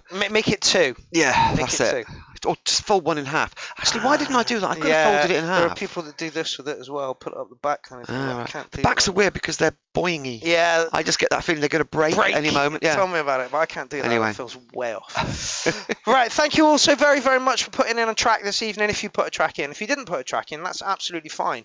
As long as you enjoyed it. Yeah, thank you for joining the show. And this is the problem. A lot of people kind of think that you have to be a producer to join the show, to watch the show. You don't. You have to like music. That's it. And it doesn't matter what kind of music. Like, what kind of a range do we get tonight? Ambient, soundscape, punk, Live band. Yeah. Rap. Yeah, right. You know, Petrol Bastard. What was it? I like both kinds of music, acid and techno. Yeah, literally. I like side and trance. So yeah, if I could have Lynn's here every weekend, every weekend. It's not even a weekend. It's every Tuesday night I would. If I lived closer, I would. Yeah, I know. But it's nearly a 40-minute drive to get back home at 11 o'clock at night. Yeah, and I've got to start work at 9:30 tomorrow at the absolute latest. Don't make me feel any more guilty. I have such a hard life. You have no idea. So yeah, I want to thank you so much for no coming over at all. this evening and doing this, because you are literally the people's favourite.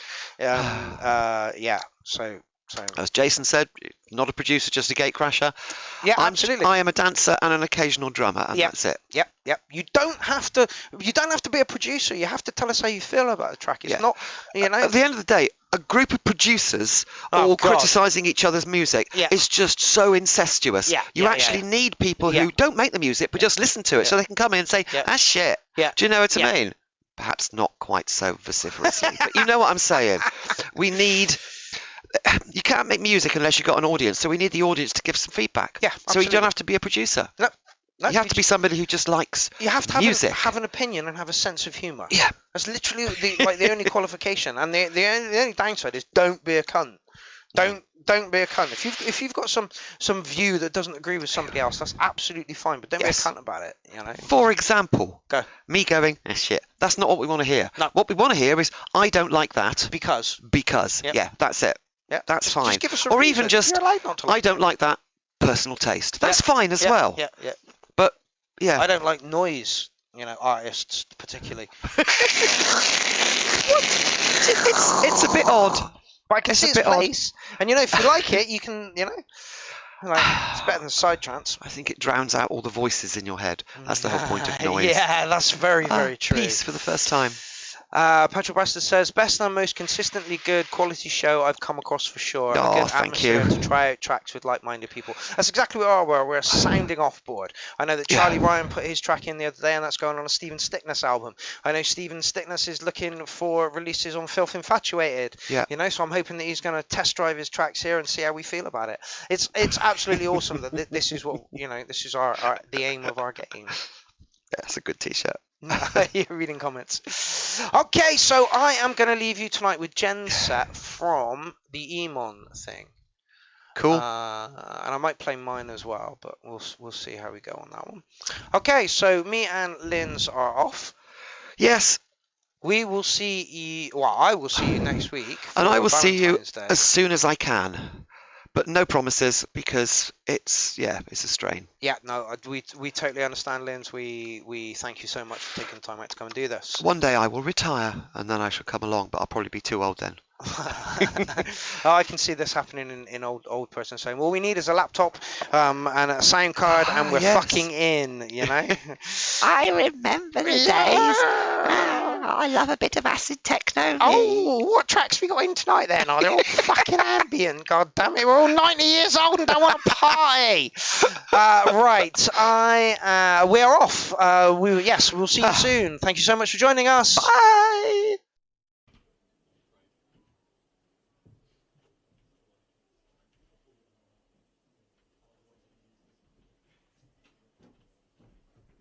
Frank, if you can pull the volume up on my thing, would be better.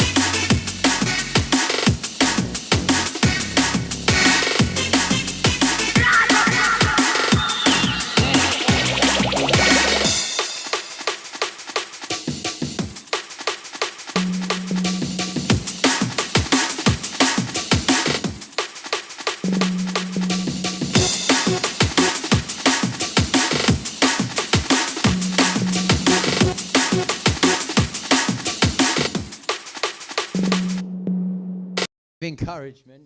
So this is Pierrot the Acid Clown.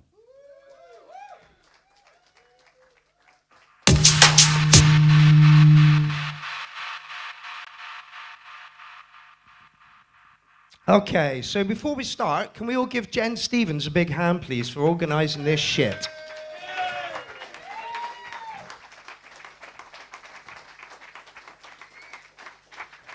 All the acts tonight have been absolutely amazing. I will like to give a big shout out to the synth guy over there and Fingerwolf. Jesus Christ, blew me away, people, blew me away. Okay, so my set is on an MPC-1, and I've only owned the box for about 2 months, so it's literally a look at what I can do with the box. I don't really write drum and bass, I usually do acid techno, so this is so out of my comfort zone. So I'm just setting you up for like an awful set, all right? All righty, let's do it.